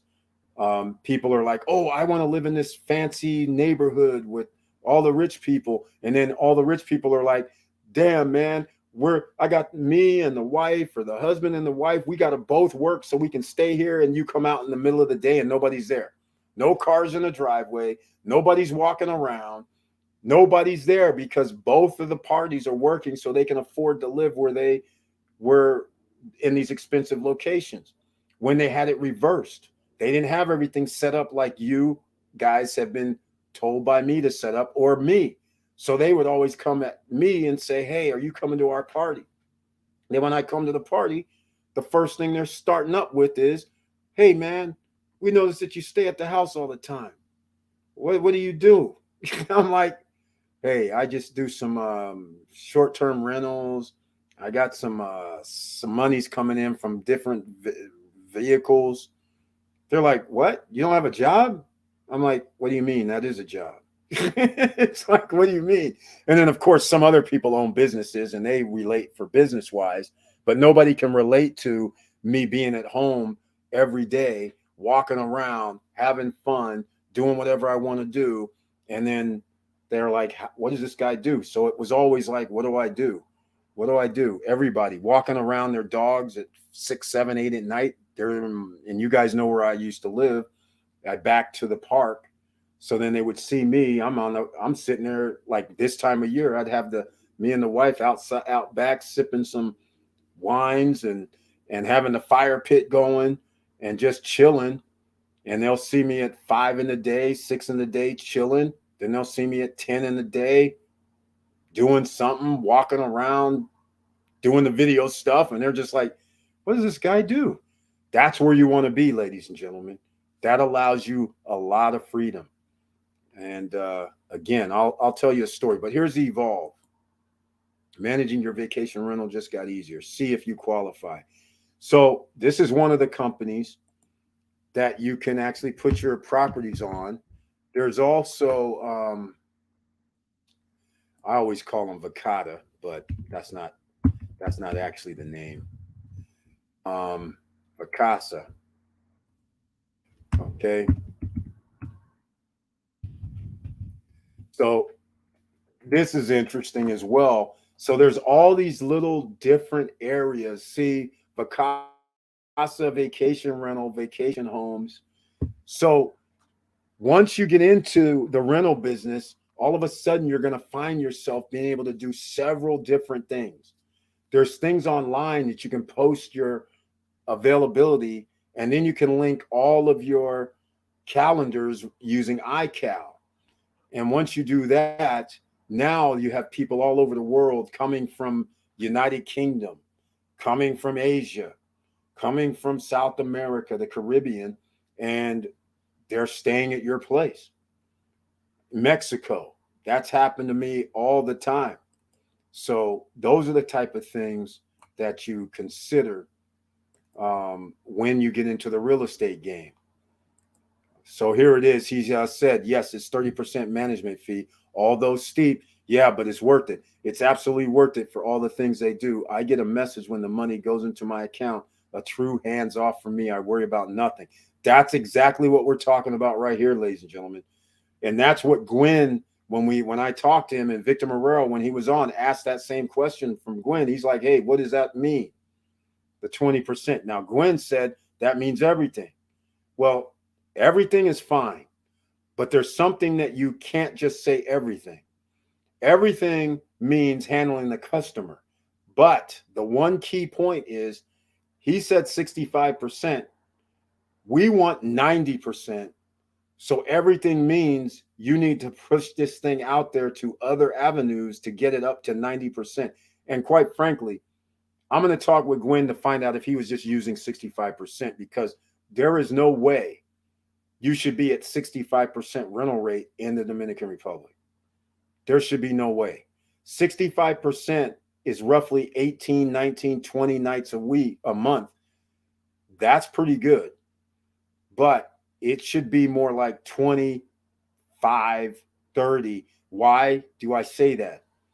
Because occupancy year long, all year around, is 83 to 85% in the Dominican Republic. Now, the regions, I've never seen a breakdown on the region, but I do know this. Most 52% of all visitors to the DR come through the Punta Cana airport. So if I have that many people coming through, don't give me a number lower than the average for the island. My number should at least equal the average on the island or be higher if I have 50% of the tourists, right? Otherwise, what are we talking about here? That doesn't make any sense. So all I'm saying is more tourists are going to be coming next year and the year after that.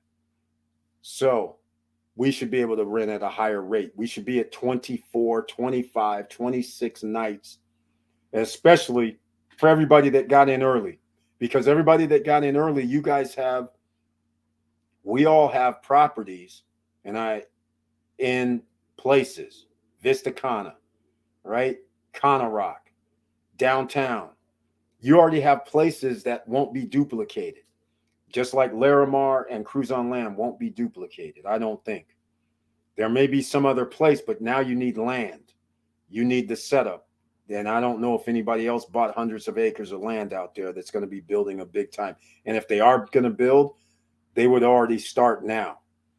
Because the price of building 2 years from now is going to cost more than it's going to cost right now. So if you're not starting to do your thing now, then that just means everything's going to cost $300,000 for a condo. At sooner or later, $250 is going to be a norm. And just like right now, the villas, $300,000 is the norm for a villa, when 2 years ago you could have bought one for 100, 130, 140. Those are 300 now, unless you do Primavera 4 or one of the Primaveras. So I'm just saying, ladies and gentlemen, you guys are in the right place, right time, right zone. Everybody, congratulations once again. I'm going to keep saying it, because in the next 12 months, there's going to be delivery of some of these projects. 12 to 14 months. And it's going to be awesome to watch and see what transpires. And some people are going to be very happy because they might find themselves in Victor Marrero territories. And what I mean by that is you might be pleasantly surprised where you might have bought something for $100,000 and you're getting $20,000 profit per the first year. That's 20% return on your money. That is so significant. And that's almost approaching $2,000 per month.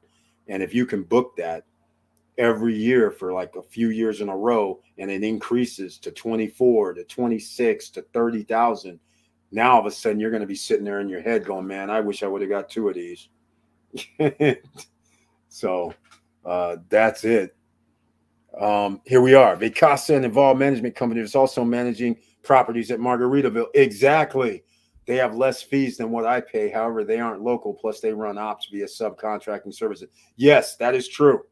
But the point is, all of that brings in customers into Margaritaville. And that's what they're using. They're just not using Airbnb and VRBO and limiting themselves. They're sitting there saying, hey, I want to get our guys 90, because look at it this way. They get more money at 90% than they will at 60. A lot more money. Let's just face facts, ladies and gentlemen. I'll just give you a simple number, because he's actually said this before. So I'll tell you, if he gets five figures is what they are grossing, a profit, 5-figure profit every month for damn near for the last year, I guess, or more.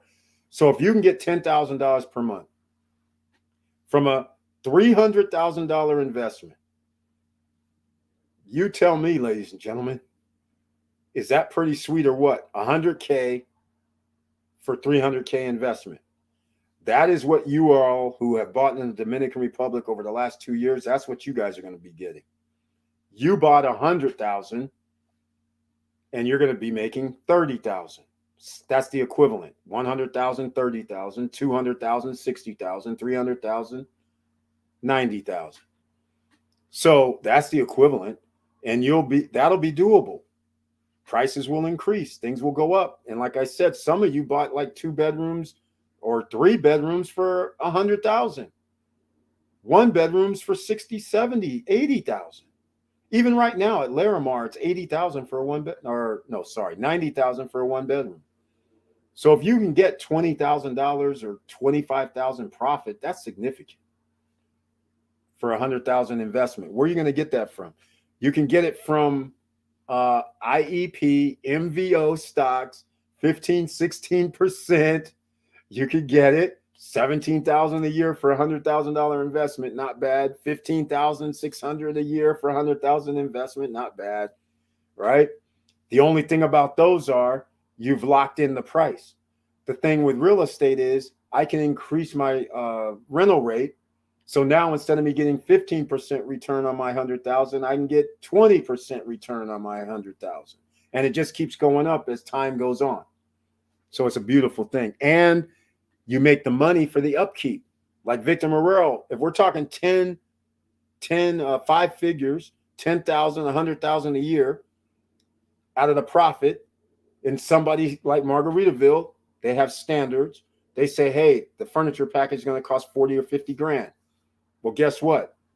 As a business, you get to do 2 things. It's a write-off, so it'll all work out in the end, but you have the money that you didn't have to work for the last 2 or 3 years whenever they do their replacement plan. So now you have, let's just say 4 or 5 years of that money, and you say, okay, no worries, 40 grand you want? We got it. Here it is. And now let's keep it moving. And they're going to be able to charge a higher rental rate. Now you have the latest, greatest, newest furniture, and next thing you know, they raise the rates $50 more per night. And just simply what I said, $50 more per night, and you're renting at 90% occupancy, 25 nights. Look at that right there, ladies and gentlemen. I'm just saying, that's a lot. All right? Think about it. Another 10 G's. Is that worth it or not? Think about it. All right? Or is it another 1,000? Either way, doesn't matter. The money's going up, and you win. And we're raising the rate, so it's cool. It just works out beautiful. The beauty about Punta Cana is that regardless of the management company you use, your renters will still have access to the amenities. Exactly. For Margaritaville, you have to use their company to have access. Ah, how cool. Okay, I see. But either way, though, that's exactly right. But see, again, this is why upscale matters, ladies and gentlemen. Margaritaville, Hard Rock Casino Hotel, the 5-star resorts in Cap Cana. The place, I can't remember the name of the place down in Bahia Bay, La Romana area. These places are established. All right. When the Westin comes into Punta Cana, when Nobu Hotels and Restaurants comes into Punta Cana, they're established around the world. And people who go to Nobu, rich and famous, they're going to go to the one in Punta Cana. Even though there's properties that are better than Nobu, they're going to go to the Nobu because that's the brand they know. People that go to the Westin, they're going to go to the Westin, whether it's in Hawaii, whether it's in the Virgin Islands, and it's now in Punta Cana. They're not going to go to anywhere else. They'll stay there and they'll spend the $700 a night, $1,000 a night, $1,500 a night. They don't care. And that's where you come in, because 90% of everybody else does care. But Margaritaville and places like that have an advantage. Again, they have the clientele. People know what to expect. That's why they're trying to keep it uniform. And you as an individual, I'll say it again, and I've said it 1,000 times, you have to make your place look like their places. Top notch.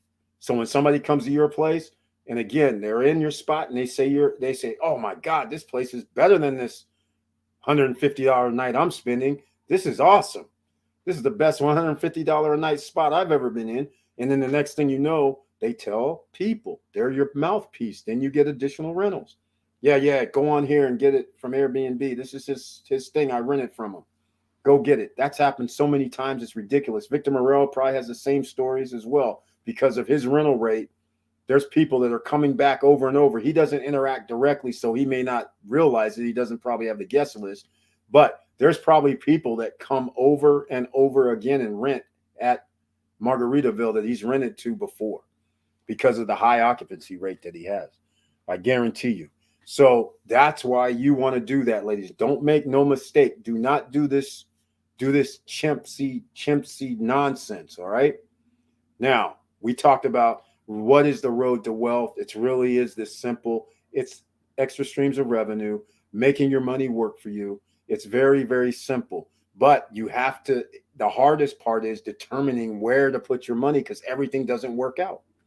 Every investment, every time you put your money into something doesn't work out. There are things such as real estate that even though it's number 7 on the billionaires list as far as what made them a billionaire, the thing is it's solid though, especially when you have short-term rental markets that you have now.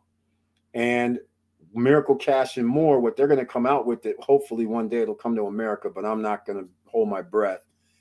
I doubt if they're going to allow an insurance company to insure renters across all borders, all states rather. That would be a miracle. But all I'm trying to say is, ladies and gentlemen, I'm going to bring this up and then we're going to go 2 hours, 3 minutes in, smash the like button. But it really is this simple. You have to figure out the formulas. And the formulas are extra streams of revenue is one thing. Having a business interest in multiple businesses is another thing. Extra streams of revenue and business are 2 different things. All right? They're not really the same. Extra streams of revenue is similar to what we have with the node, the licenses with the nodes, right? So it's generating some revenue and that's coming in. Whereas business-wise, we need a business to operate and we need profits from that business or investment into a business like that. So we actually check off 2 of the boxes when we're into the DebtBox node licenses, right? And then with the cash flow NFT, that's backed by a real world business. So we're checking off 2 of the boxes again. We have exposure to a business, but at the same time, we earn profits from the business, which is passive. So we get to check off 2 boxes with 1 stone. That's what we're trying to look for here going forward. All right. Because that's the era that we live in and make it possible. So not only do you have the stocks, not only can you use these NFTs and some other projects, we can do business a different way and not have to spend $100,000 or $1 million or whatever we got to do to buy a business at a higher stature, right? We get to act like Charlie Munger and Warren Buffett in 1945, 1955. Company startups, which now is the crypto startups, right? Who would have thought? World is small. All right. Now, I'm going to show you something about this, and then we're going to wrap this up today. Because I love talking about real estate. I really do. Because I find it very fascinating. It's been very good to me because I've always done my own twist with real estate. I've never done the conventionals. Like pre-construction's conventional to me. But when I told somebody, yeah, man, I got all these timeshares and then I just rent them out. And they're like, wait, you can only get 1 week. I'm like, yeah, but you have points. And if you have enough points, then that means your point spans more than 1 week. And you can do 2 nights on. So now when somebody says, I want to stay 2 nights, you can book that. If I want to stay 4, you can book that. If I want to stay 10, you can book that. You have flexibility, unlike a traditional timeshare that only has 7 nights. I said, but they have points now. So now you have other things. And then some let you split weeks, 3 weeks, 4 or 3 nights, 4 nights, 7 nights. Now you have flexibility. I said, now you have a combination. Imagine you have a whole pool of those. And now you can pull from points, partial weeks, do all this crazy stuff, swaps. Now all of a sudden, you done opened up a whole nother ball game. So the ball game looks something like this. Let me see. Where am I at here? I messed up. It looks something like this. let's just say we have 20 people here in the SSN Nation that own in Vista Kana, or not Vista. Now, say for argument, yeah, and they get a message saying, "Hey, do you have a can't find the system?" So now I have a list. Let's say you the bedroom villa. How much will you rent these nights for? This is exactly what I do. And so then I contact you. Hey, you got that? How much you want? And then you say a price. Then I tack on 20, 30% more. I send it to the person. This is how much it is. I don't own it, but I'm going to make 20 to 30% on the price. And if the price is 2 G's, that's like $600, $500, right? So all I'm saying, this is how you actually wrap yourself and immerse into exponentials, as I call it. All right. So I was going to come over here, Punta Cana, because I want to show you one thing, and then I will let you guys go for the night. I don't know if this place is going to be available, so we'll find out. I want to show you something that's in Vista Kana right now. It's I think it's a 3-bedroom and a villa. The guy started out, he wanted, it's this right here, I believe, 200. He wanted 300 and some odd dollars. We talked about this before on the line, and I said I was skeptical if he was going to get that because it was way too much. I think this is the one. It still says new. Let's see, but here's what I want to show you, and how I'll know it's the one is if the interior of this place, this is not how you would want to furnish your property. That's what I'm trying to get at here. This is another furniture warning. Do not scrimp. Let's see what happens. This is taking a minute to populate, but come on now. I have no pictures yet. We're having a little problem. So we'll see how this goes. I'm waiting for it to populate on another screen before I put it in to the mix, but it's taking forever. So Victor Marrero, let me ask you something so everybody can hear this right now exponentially. So Victor Marrero, if you had your way, would you have bought, if you could have bought 2 Margaritavilles, $500,000, it would have cost you $600,000, but you could have financed it. Would you have bought 2, or do you wish you would have bought 2 now, knowing that you have this 80, 90, even 3% at one time rental rate and the amount of money coming in just 3 to 5 years later? Let me know, because I think some people, just like Miguel, Army retired, bought 3 or 4 units in Punta Cana region. I like that because he's got in early, and he's going to be able to reap benefits of multiple units, and maybe one or two might not know what he thinks it should, and then maybe the other 1 or 2 are or overperforming because they're all in different complexes in different areas. I didn't want to come up, ladies and gentlemen. What's happening in here? No love for this spot. I'm going to be able to show it tonight. We got a little problem, but I will move along, and I'm going to show you guys another video that I'm going to be dropping. You guys are going to get, oh, wait, are we here? I don't think, no, this isn't it. So this isn't even the right one. Let me get out of this. This isn't even the right one. But anyhow, the guy had his 300 and something price, and it has in its complex, which is not even a complex, it's gated, I think. This is at Vistacana. They don't have a pool, they don't have a jacuzzi, they don't have a fitness center, they don't have anything. And unfortunately, I think that's not such a good combination. And then it doesn't show very well. So let me see if I can find it. It looks like he might have gotten his first rental because it used to be that 231. I know he dropped it to that, but let's see if we can find it. That's weird. Rentals are, oh, whoa, hold on now. Primavera going up to near 200.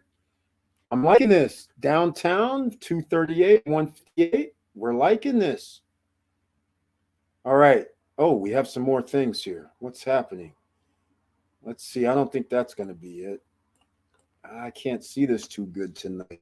Let's see. Did the guy drop his price even more?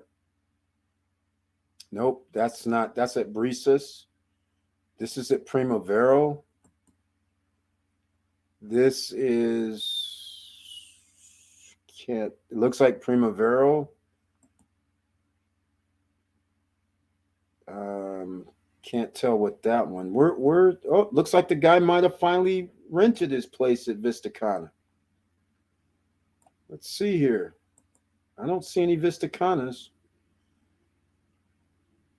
This is interesting. This is new, not rented. This is Primavera 117. That's not. I'm not trying to deal with Primavera. That's Brisas. That's Primavera 160 for a 2-bedroom. Are you kidding me? What dates do I have? This is January 5th through the 12th, ladies and gentlemen. Prices have escalated. This is very, very good sign. Prices have escalated. These villas that cost $100,000, $120,000 at Primavera and Brisas 2 or 3 years ago, they're getting 160, 180s, possibly 190s, 200s. What's this? 564. This here is crazy. This is real crazy. He has 10 rentals, 564. Holy smokes. Okay, we're liking this. We're liking this. I'm really liking what I'm seeing here. Hold on a second. Congratulations, everybody. This is looking to be better than anticipated. If they're getting these prices right now, can you imagine next year? That's January 5th through the 12th. I don't know if there's any event during this time. I'm liking this. This is almost $200 per night. Let's see if this is Primavera, because it looks like, no, this might be Vistacana. This might be a Vistacana property here. Let's go look. Might have found a Vistacana property. Let's go see. Now this is getting interesting. This is interesting. We're going to find out where that is. But here's what I'm going to do secondly. I have it running in the background. I'm going to change dates. I'm going to go 12th through the 19th. Let's see what we get. That's impressive. That is impressive. If you can get 150, 160, and 180, 190, if you can get that number, this is good. This is anticipation. This is what we're talking about, 100,000 visitors per week inside the Punta Cana area. And people are saying, hey, I'm not going to spend 400, 500 a night at the all-inclusive. This is good.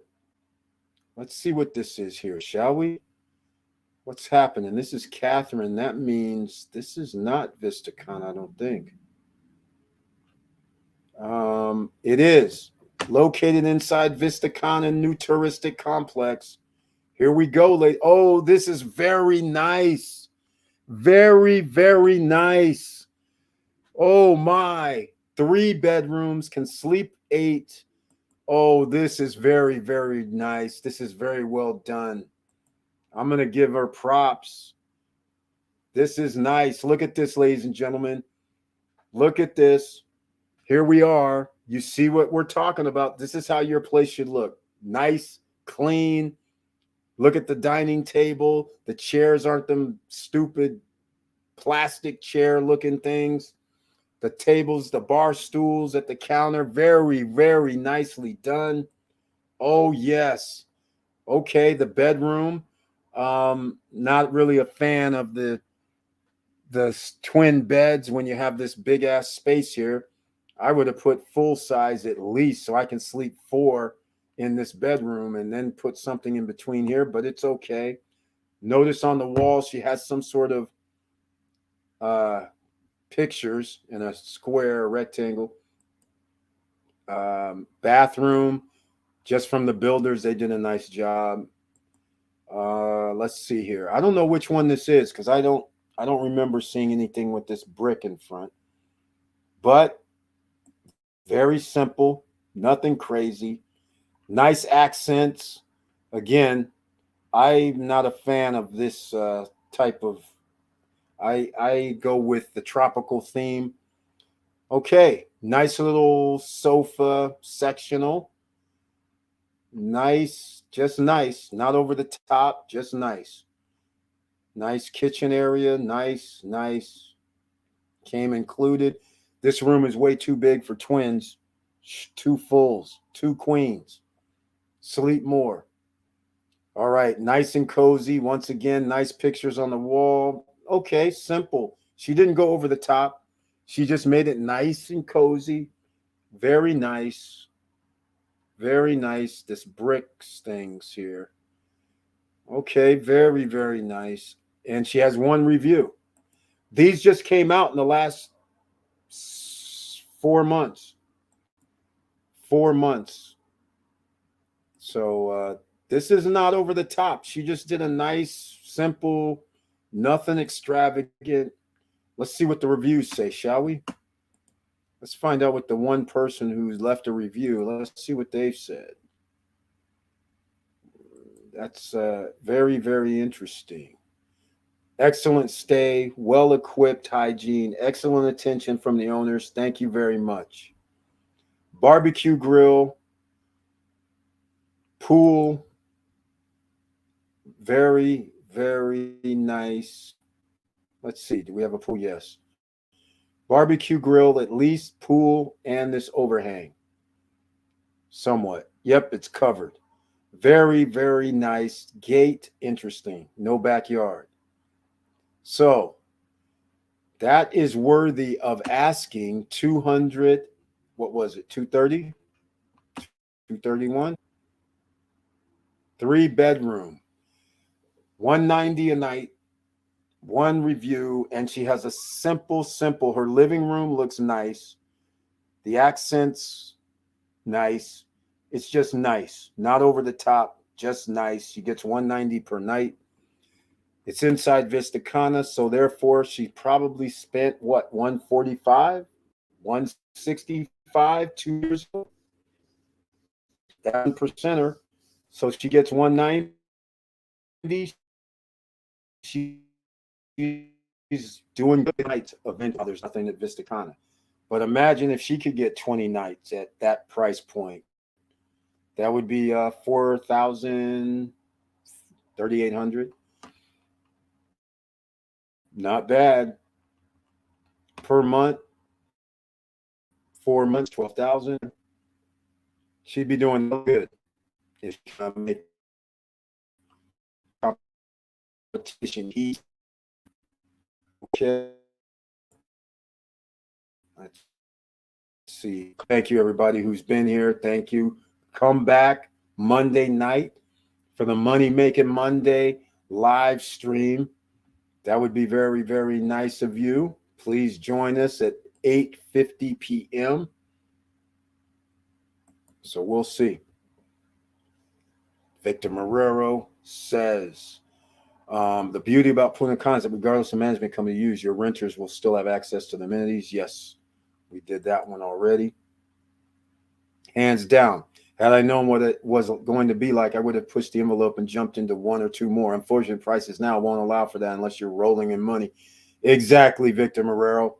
Exactly. And speaking of that, I forgot to ask, did you pull the trigger or decide on that Puerto Rico unit your friend had?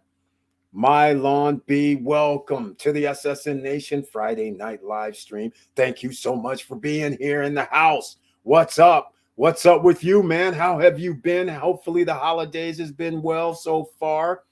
And I'm glad to see you once again. Curtis Davis is in the house, otherwise known as Mr. Financial, dropping gems. AKA Chili Davis has been dropping gems on his channel. Chili Davis, go check him out, ladies and gentlemen. I think I got one midnight last night or the night before. So he's dropping some financial information gems that you need. So go check him out. Show some love by subscribing to his channel, please. He brought his tagline. Good evening, SSN family. ABMM. He's coined the phrase, always be making money. That's what the millionaires do. That's what the billionaires do. That's what we're doing. Always be making money, making Friday. I love it. Thank you so much once again with the icon next to his name. And he's got it right. But let me know about Puerto Rico. What happened? So I haven't found that one. So I or missed the rented unit out. But I won this number here. I love graduations. I'm gonna go do something else because I do have Mr. and Mrs. Cool here. And what I'm noticing, there's no condos. These are all villas. That's interesting. No condos. So out here, there's going to be condos, though, right? Yes, this is a condo, 77 a night. Interesting. That just looks nice. This appears to be closer to Verone, which would have been the cheaper condo. So that's pretty good. Let's see here. Nice little kitchen, AC units in the small bedroom. Small unit. But they have 19 reviews, though. $77 per night. This is interesting. Let's go review this. And then I get excited when I see these things because I know they only bought these for under 100 grand. That's what I know. And that's what makes this so special. You guys are going to win just like this person. Even if you bought it for 80 grand, 100 grand, if you can get 70, 80, 90, 80 a night, that's doable. So it's not out of the realm of possibilities. This is just furnished normally.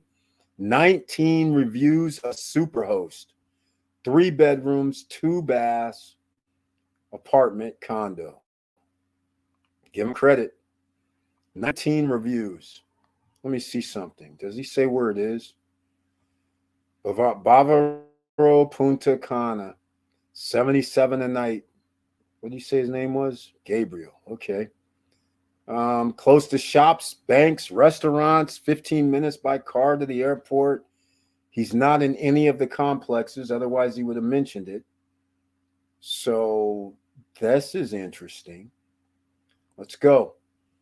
All right. We're just shopping, ladies and gentlemen. So 2 years or a year from now, you're going to be able to charge more. $80 a night on tap.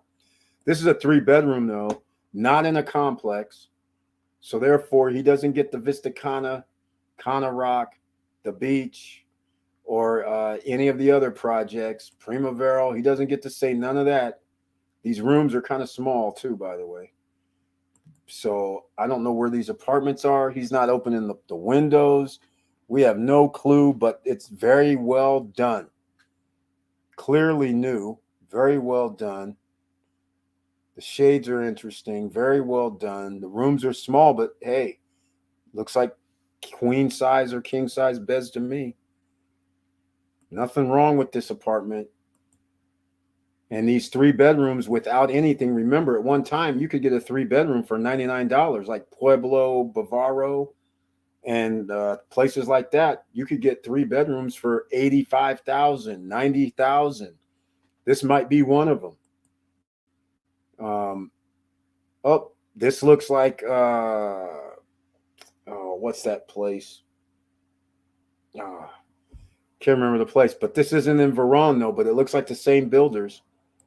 So that means they bought these for like 109, I think, or 99, something like that. So this is awfully nice. But again, look, he's got the no, don't do this. Get better chairs than that. But it doesn't matter. He got the right price and he's able to get 77, 80, 85 a night. And he has renters 19 times. This place, all they have is a pool. They don't even have a fitness center. So all they have is a pool. And yes, the restaurants and all that is out right by there. So they're in an all right area. But here's the kicker: 4.89 and 19 reviews have been written, meaning more than 19 people have stayed there. Place was nice, same as the picture. Place very clean. This is August.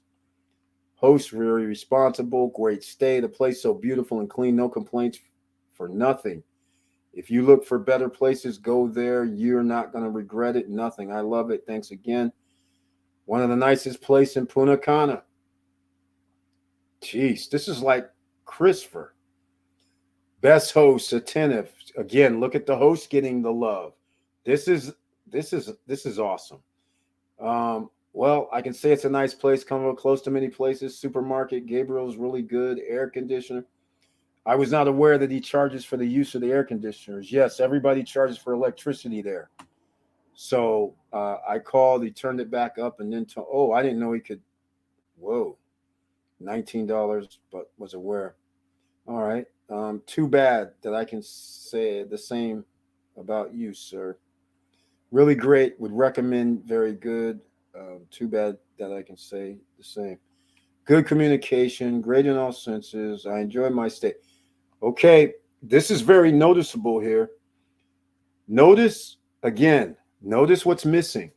Nobody has said, love the pool, love the jacuzzi. The fitness center came in handy. The bar restaurant came in handy. So therefore, they have no amenities right now people are talking about, but yet people are spending $77 to $85 per night. Imagine if they actually had amenities there. Somebody would be saying, I went to the beach. I went to the pool. I went to the fitness center, the sports complex, the golf range, or whatever. Imagine what you could charge, because that's a premium, ladies and gentlemen. Just keep that in mind. Still in mind. Keep that in mind. I'm still waiting for my friend to come back on the bottom price on that PR condo. Did you make an offer? Or did he just say, hey, I want to sell it to you for 200 and whatever? So how close have you guys gotten to what's the number at right now? That's the real question. Said, can't see the condo, Eric. Oh, did I not? Oh, I'm on the wrong page. Damn it. Was on the wrong spot. No. Let's see. Maybe. I don't know if you meant it first or not, Mrs. Cool. Let's see here. Yeah, this was the one where the guy has 19 views, 3-bedroom. Let me see. Am I on screen? Is that why? Oh, I'm on screen. That's why you can't see it. Maybe I didn't show you guys. Let's see here. Okay. So, yeah, see, he just has a simple, hey, look, the coffee table with the throw rug underneath. I'm giving him points. The simple, no neutral colors. Notice nothing on the counters. These guys are good. They did a hell of a job. Simplistic. Notice again, something simple on the counter, the remote, and a picture. Simple. Love it. Simple. Room number 3. Looks like the master. Simple. Couple of paintings. Not, well, maybe in person this looks a lot better, but the bedding and everything is fine. Simple. Not over the top. Not bad at all. This is how they made the bathroom. So And then simple picture or clock on the wall. Everything's simple. Not a lot of clutter anywhere. Like there should not be clutter. The guy did, whoever did this. Now this here looks like Christopher. This is like a Christopher building. And it looks like that's where this is, except they use their orange color unless they change the next phase. But this would have cost the guy about 109. No, not even. The 3-bedroom was 67,000. Exactly. I just remembered. 67,000 for the 3-bedroom that this guy has. The 2-bedroom was 50. And I think they have a 1-bedroom there that was 37 or 40. That's what this was. So that means this is Christopher. I'm pretty sure this looks just like Christopher. And so he bought this for under 100 grand and being able to charge 77 a night. He's winning. He's winning big time. Even though they jacked people and they raised it to 90, I know they did. It's 90 grand. He's still winning. Just letting you guys know. But this is very nice. In case you didn't see it, I'm doing it again. I'll show you again. He's got it very simple. This is how you should design your stuff, your unit. This is how simple it should be. People move in with their bags and luggage and laptops, and they want room to put things and want to feel like it's their home. Once again, I would opt for a better terrace chairs and table than this, quite frankly. But he still has it out there, so it works. Hello, nice little touch. Oh, it's Christopher. I didn't even go this far before. It is Christopher. So this is the color they used to have on the side of their buildings, at least in the first buildings. They must have colored or changed the colors into green. That's interesting. So it is Christopher. So again, here's the kids' playground. They have a pool, and that's it. That's all they have there for the whole complex. And they're going to have villas there, by the way. I actually went out here to check it out because it was so cheap. And I'm glad I didn't do it because, like I said, this 3-bedroom was only 67,000. And that's when he goes, oh, there's going to be other stuff out here in Verone. I was like, dude, this looks like a war zone out here. I said, obviously, cheap property, gentrification. He's like, yeah. So this is what Christopher, how it all started with this orange. I didn't even go this. Yeah, it's Christopher, all right. Elevators in every building is awesome. So Christopher started, and unbelievably, if you guys knew where this was, I am in shock. They have this playground and the pool, I believe, is over here on the right-hand side. That's it. This playground, which I forgot about, the pool's here. They don't have a fitness center. They don't have a second pool. I don't remember if they have a jacuzzi. It's simple. That's it. And he's able to get 77 a night. You got to love that. Gotta love that. Gotta love it. I love that. My experience is that whoever makes the first offer loses. I don't want to spend more than 250K. We'll put down 20% down. Well, no, I thought he was selling it though. Wasn't it like, I thought it was under 250. I thought it was like 210 or 215 or something. Right? Or are you saying he's not selling it at all, or I don't understand. Whoever makes the first offer loses. Well, I don't know about that.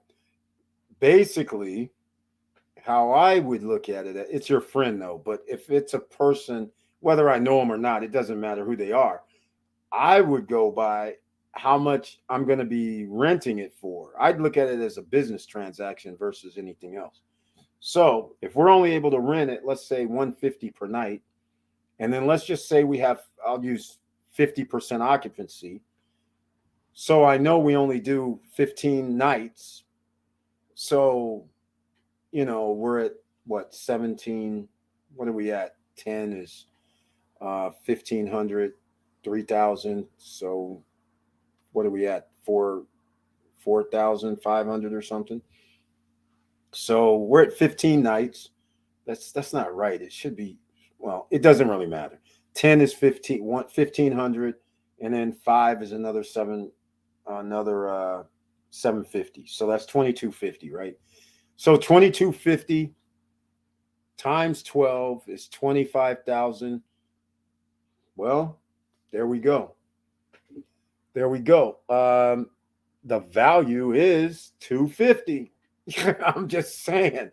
That's what the value would be. So that's the number. If that's what it rents or, roughly gets you. If it gets me 2,500 per month, then we're at a 250 clip. If it gets less than that, let's just say it gets 2,000, then I'm at a 200,000 clip. So I base everything on like a 10 number, and then I go look at the neighborhood to make sure my number makes sense. So it doesn't really matter what the value is. I would just be like, well, I'm renting it out, so that means I want it for 200. Then the guy's going to go no. So I lowball either way. It doesn't really matter. Let's see what he's got. He was originally asking for 300K, but I saw another unit there for 245K, so I'm trying to go less than. The good thing about his unit is that it's a corner and bigger unit. Exactly. That unit he has is awesome. You can change it into a 1-bedroom is how big it is. And by design, it should have been a 1-bedroom because that L shape, when you come around the corner, you have all this room and it kind of throws things out of whack when you could have put up a wall there and then made it like the living room, a separate area instead of all one section. And then you still have that L to go around. So actually it's unique.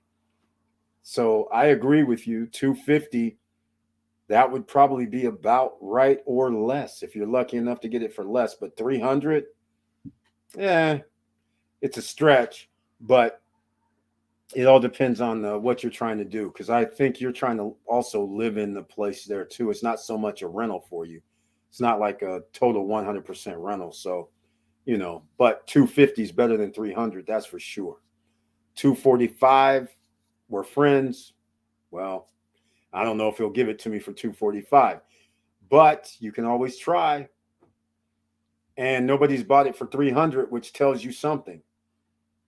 And I'm willing to bet you in Puerto Rico for 300, you can buy a lot of things for that price. All right. We're going to wrap it up. 2 hours, 39 minutes. Thank you, everybody, for being here. Hope to see you on Monday at 8:50 p.m. Eastern Standard Time. Down below in the description, please check out everything. The free stocks from Robinhood and Webull. That's down below as well. And, of course, the passive income from the debt box nodes and all that's down below. So please check those out.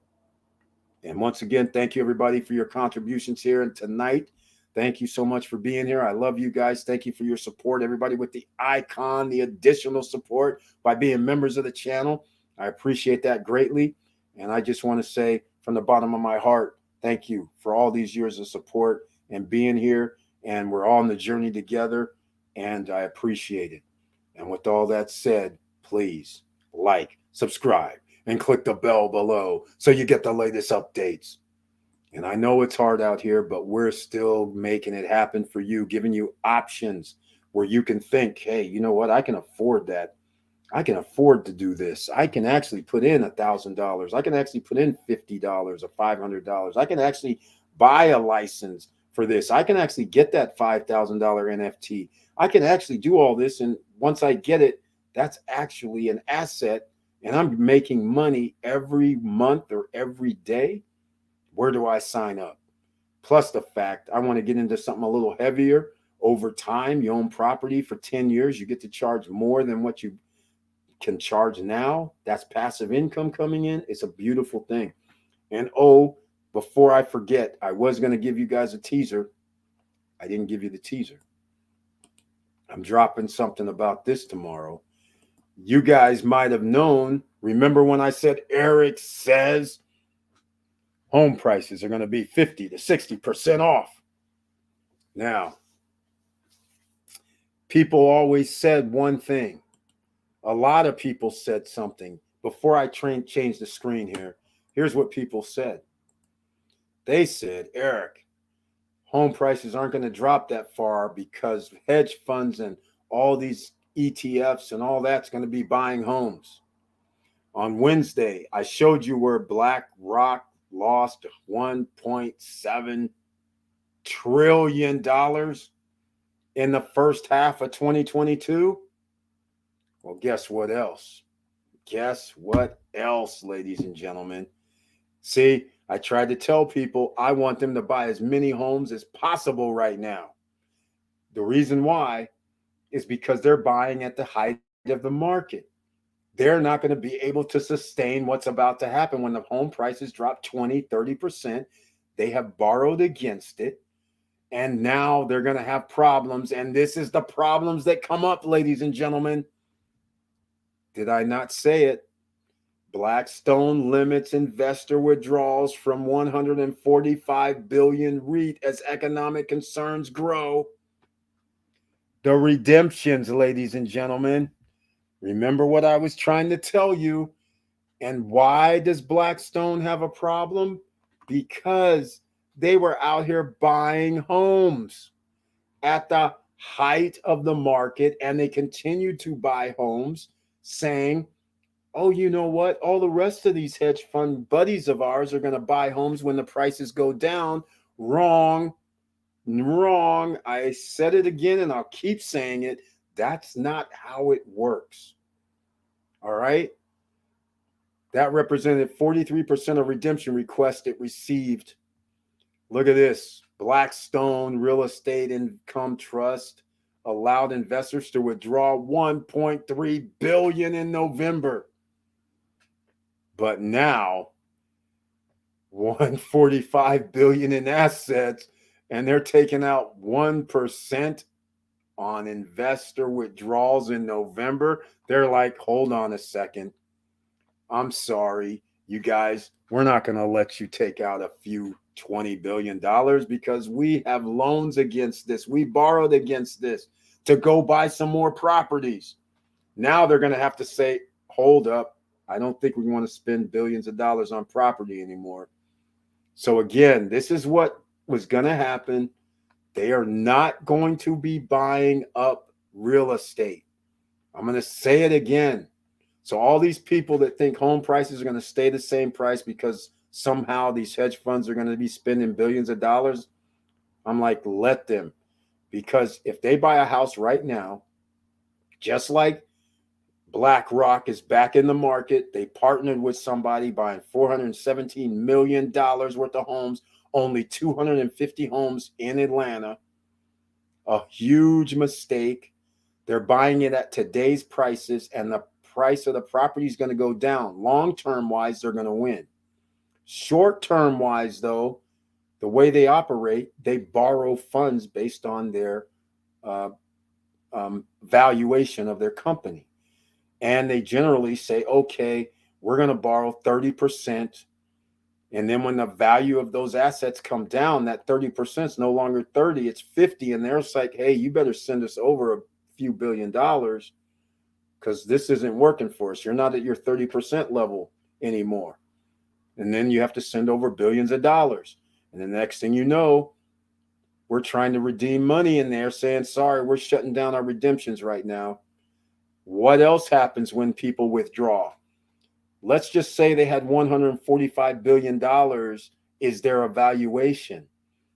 Now, all of a sudden, that 145 evaluation is now 143.7 in November. But how much did people withdraw in October? Another billion. Now you're down to 142 billion. Now you're down to 140, 138.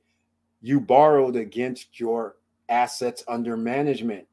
Your assets under management, not only have the assets you bought gone down, now people are withdrawing and your assets under management are less, which you borrowed against. They will not be going out here buying up homes like you guys are thinking. That's all I'm trying to say in case there's these people out here that can still keep saying they're going to buy up, I don't know, 1 million homes. Not likely. Not going to happen. They don't have enough money. That's liquid.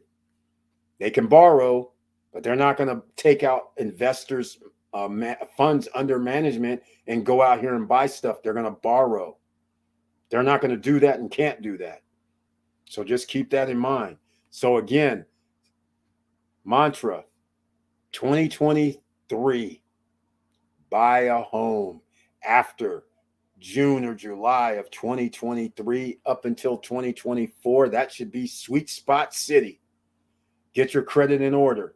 I have Smart Credit, I believe, down below in the description. Check it out. Go help your credit out. Make sure you maintain it so you'll be ready. Buy a home anytime second half of 2023 into 2024. There's going to be deals all over the place, and get your liabilities at that time as well. Buy the home first, then go get those cheap ass liabilities. What do I mean? The cars, the boats, the whatever, everything that makes you no money. Those are going to be cheap liabilities. Go get them when you can. All right. Again, I have stories, you guys. I told you about the motorcycle stories, right? But little do you guys know about car stories. I have car stories, buying cars for $150, $200. This is when 2000 occurred. I bought liabilities from people. So $150 for cars, $200 for cars because of the dot-com bubble burst. So people were like getting rid of stuff cheap. I wasn't stealing it from them. They would give them to auctions, let's say. They would give them into these programs. And then next thing you know, people had all these cars, vehicles. They'd be like, give me $250. They're running, not dented, crazy. These are cars that I'd lend my friends. They would drive them. I wouldn't even care. They'd have them for a year, 6 months, 8 months. They'd be like, do you want your car back? I'm like, I bought it for like $200. It runs. It's still running. You're the test driver. If it keeps running, we're winning. Didn't rent it out to them. I just let them have it. Hey, you need the car? Yep. 4 months, 3 months, 2 months, 1 month. I don't care. Take it. This is the time, ladies and gentlemen, it's going to come up again. More liabilities, buy them. Everything you want. If you wanted a boat that's a freaking liability, buy it. Cars, buy them.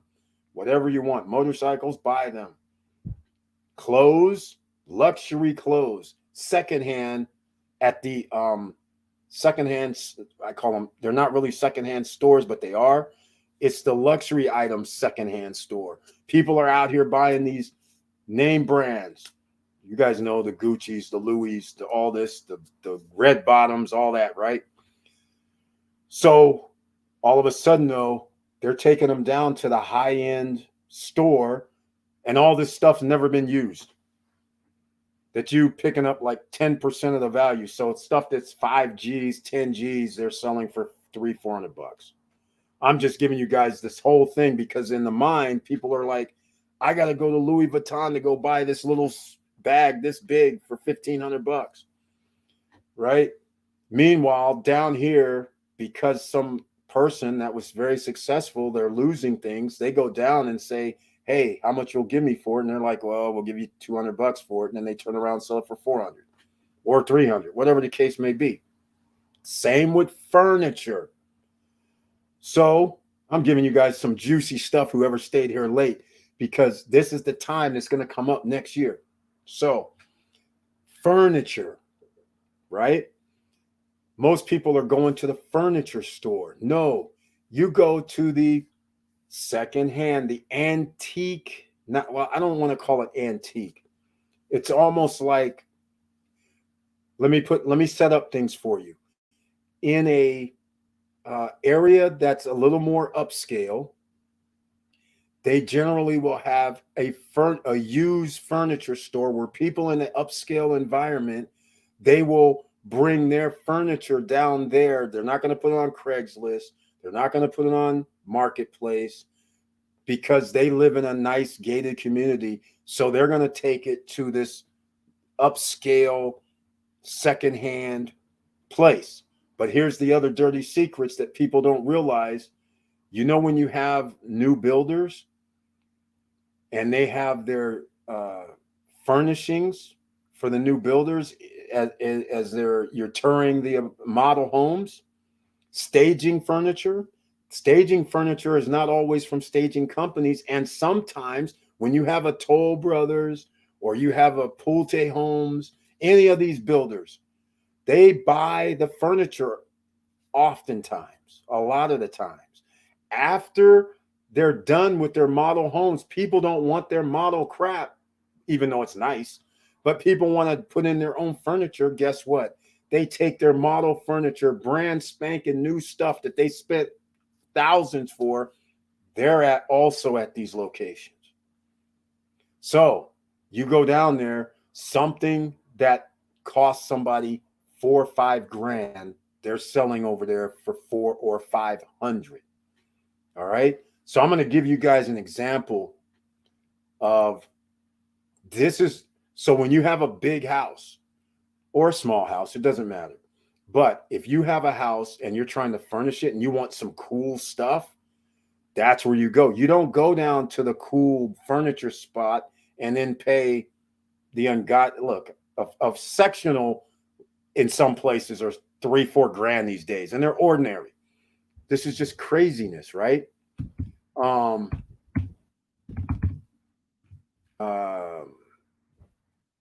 Check this out. I'm going to show you guys something. There's a Maitland Smith, right? And once you go to these places, you start doing some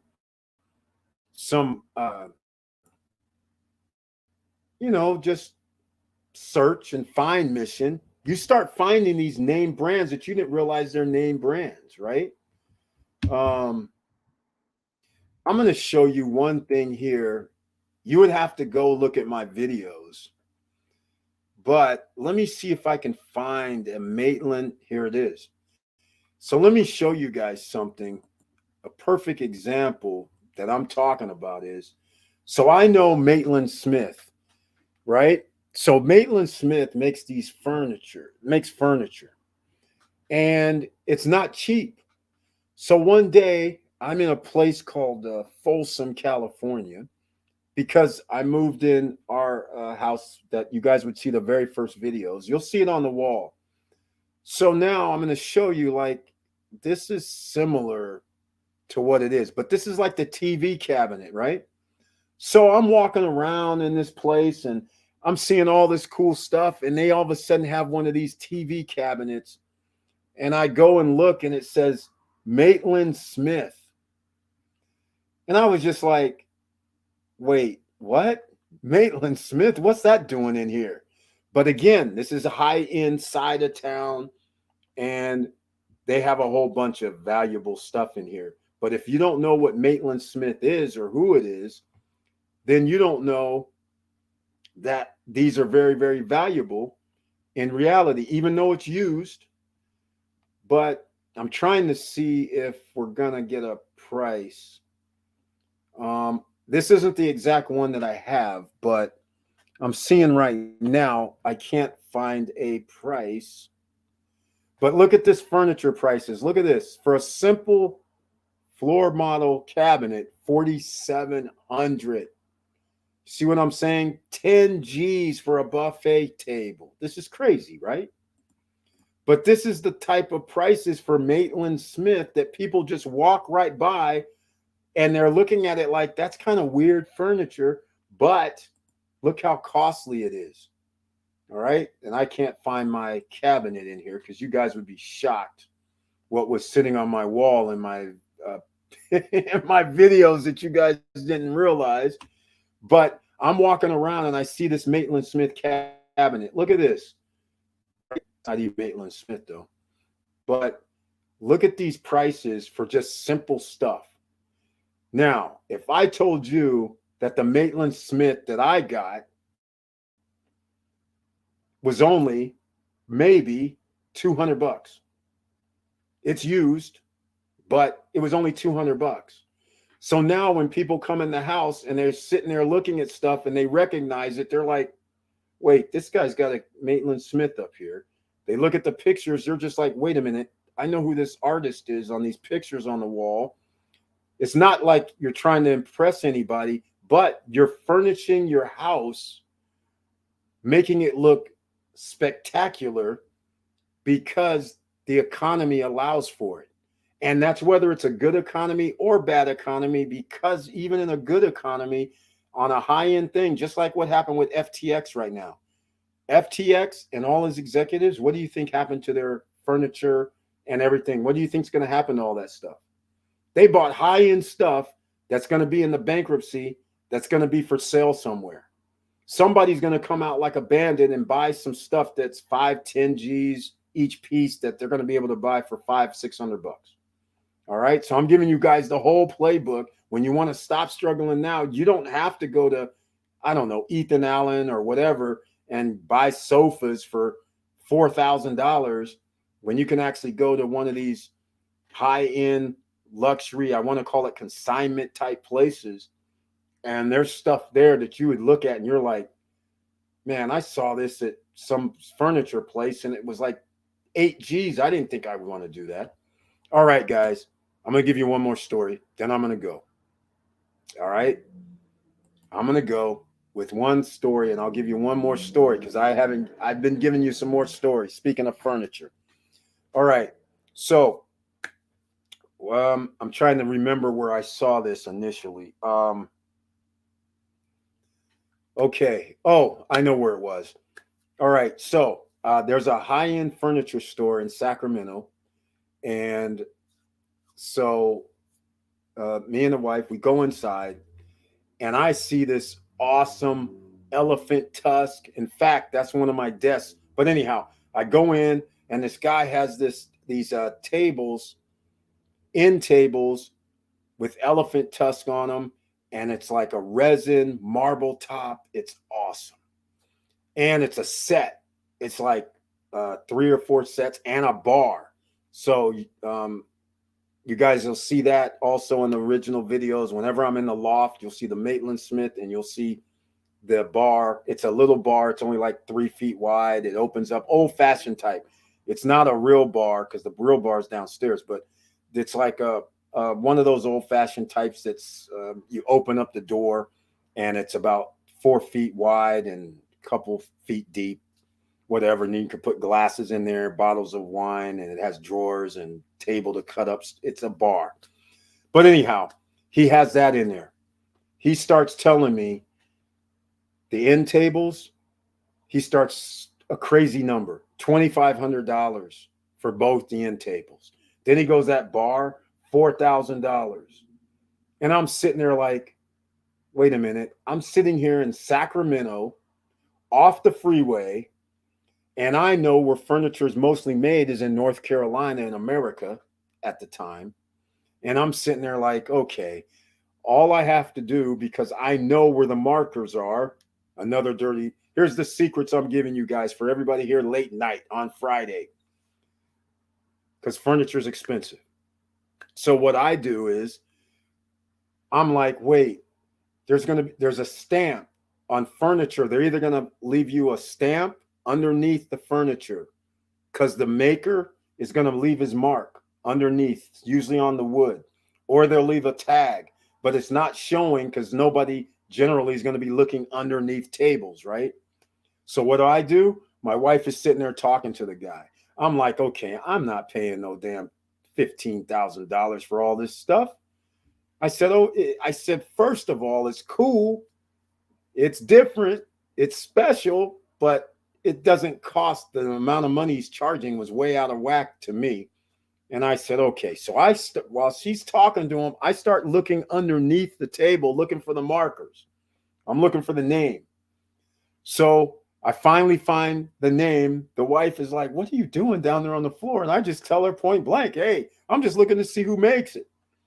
So the guy doesn't think nothing of it because he's thinking, okay, no biggie. So what do? We're on the internet. I go and I look up the name. I find out, unbelievably, the guys are in Oakland, California. They're not the makers. They're the distributors. Good enough for me, because that means the distributors have a pseudo showroom.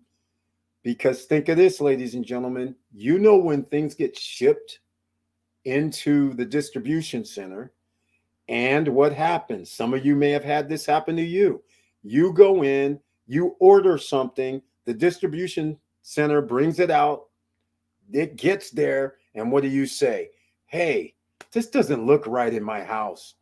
I don't really like it. You guys need to take it back. We're just going to get a refund. It happens a lot, especially when you have high-end furnishings, when people get it out to their house. Or another thing has happened to me before that I find out. A guy says, oh, there's a little nick on the back side. I'm like, backside? Backside, there was a nick, so I don't want it. You guys got to take it back. Bring me one that doesn't have a nick in it. So what does that mean? That means they have stuff sitting at their docks or at the distribution center, and the distribution center is not a sales center until they are.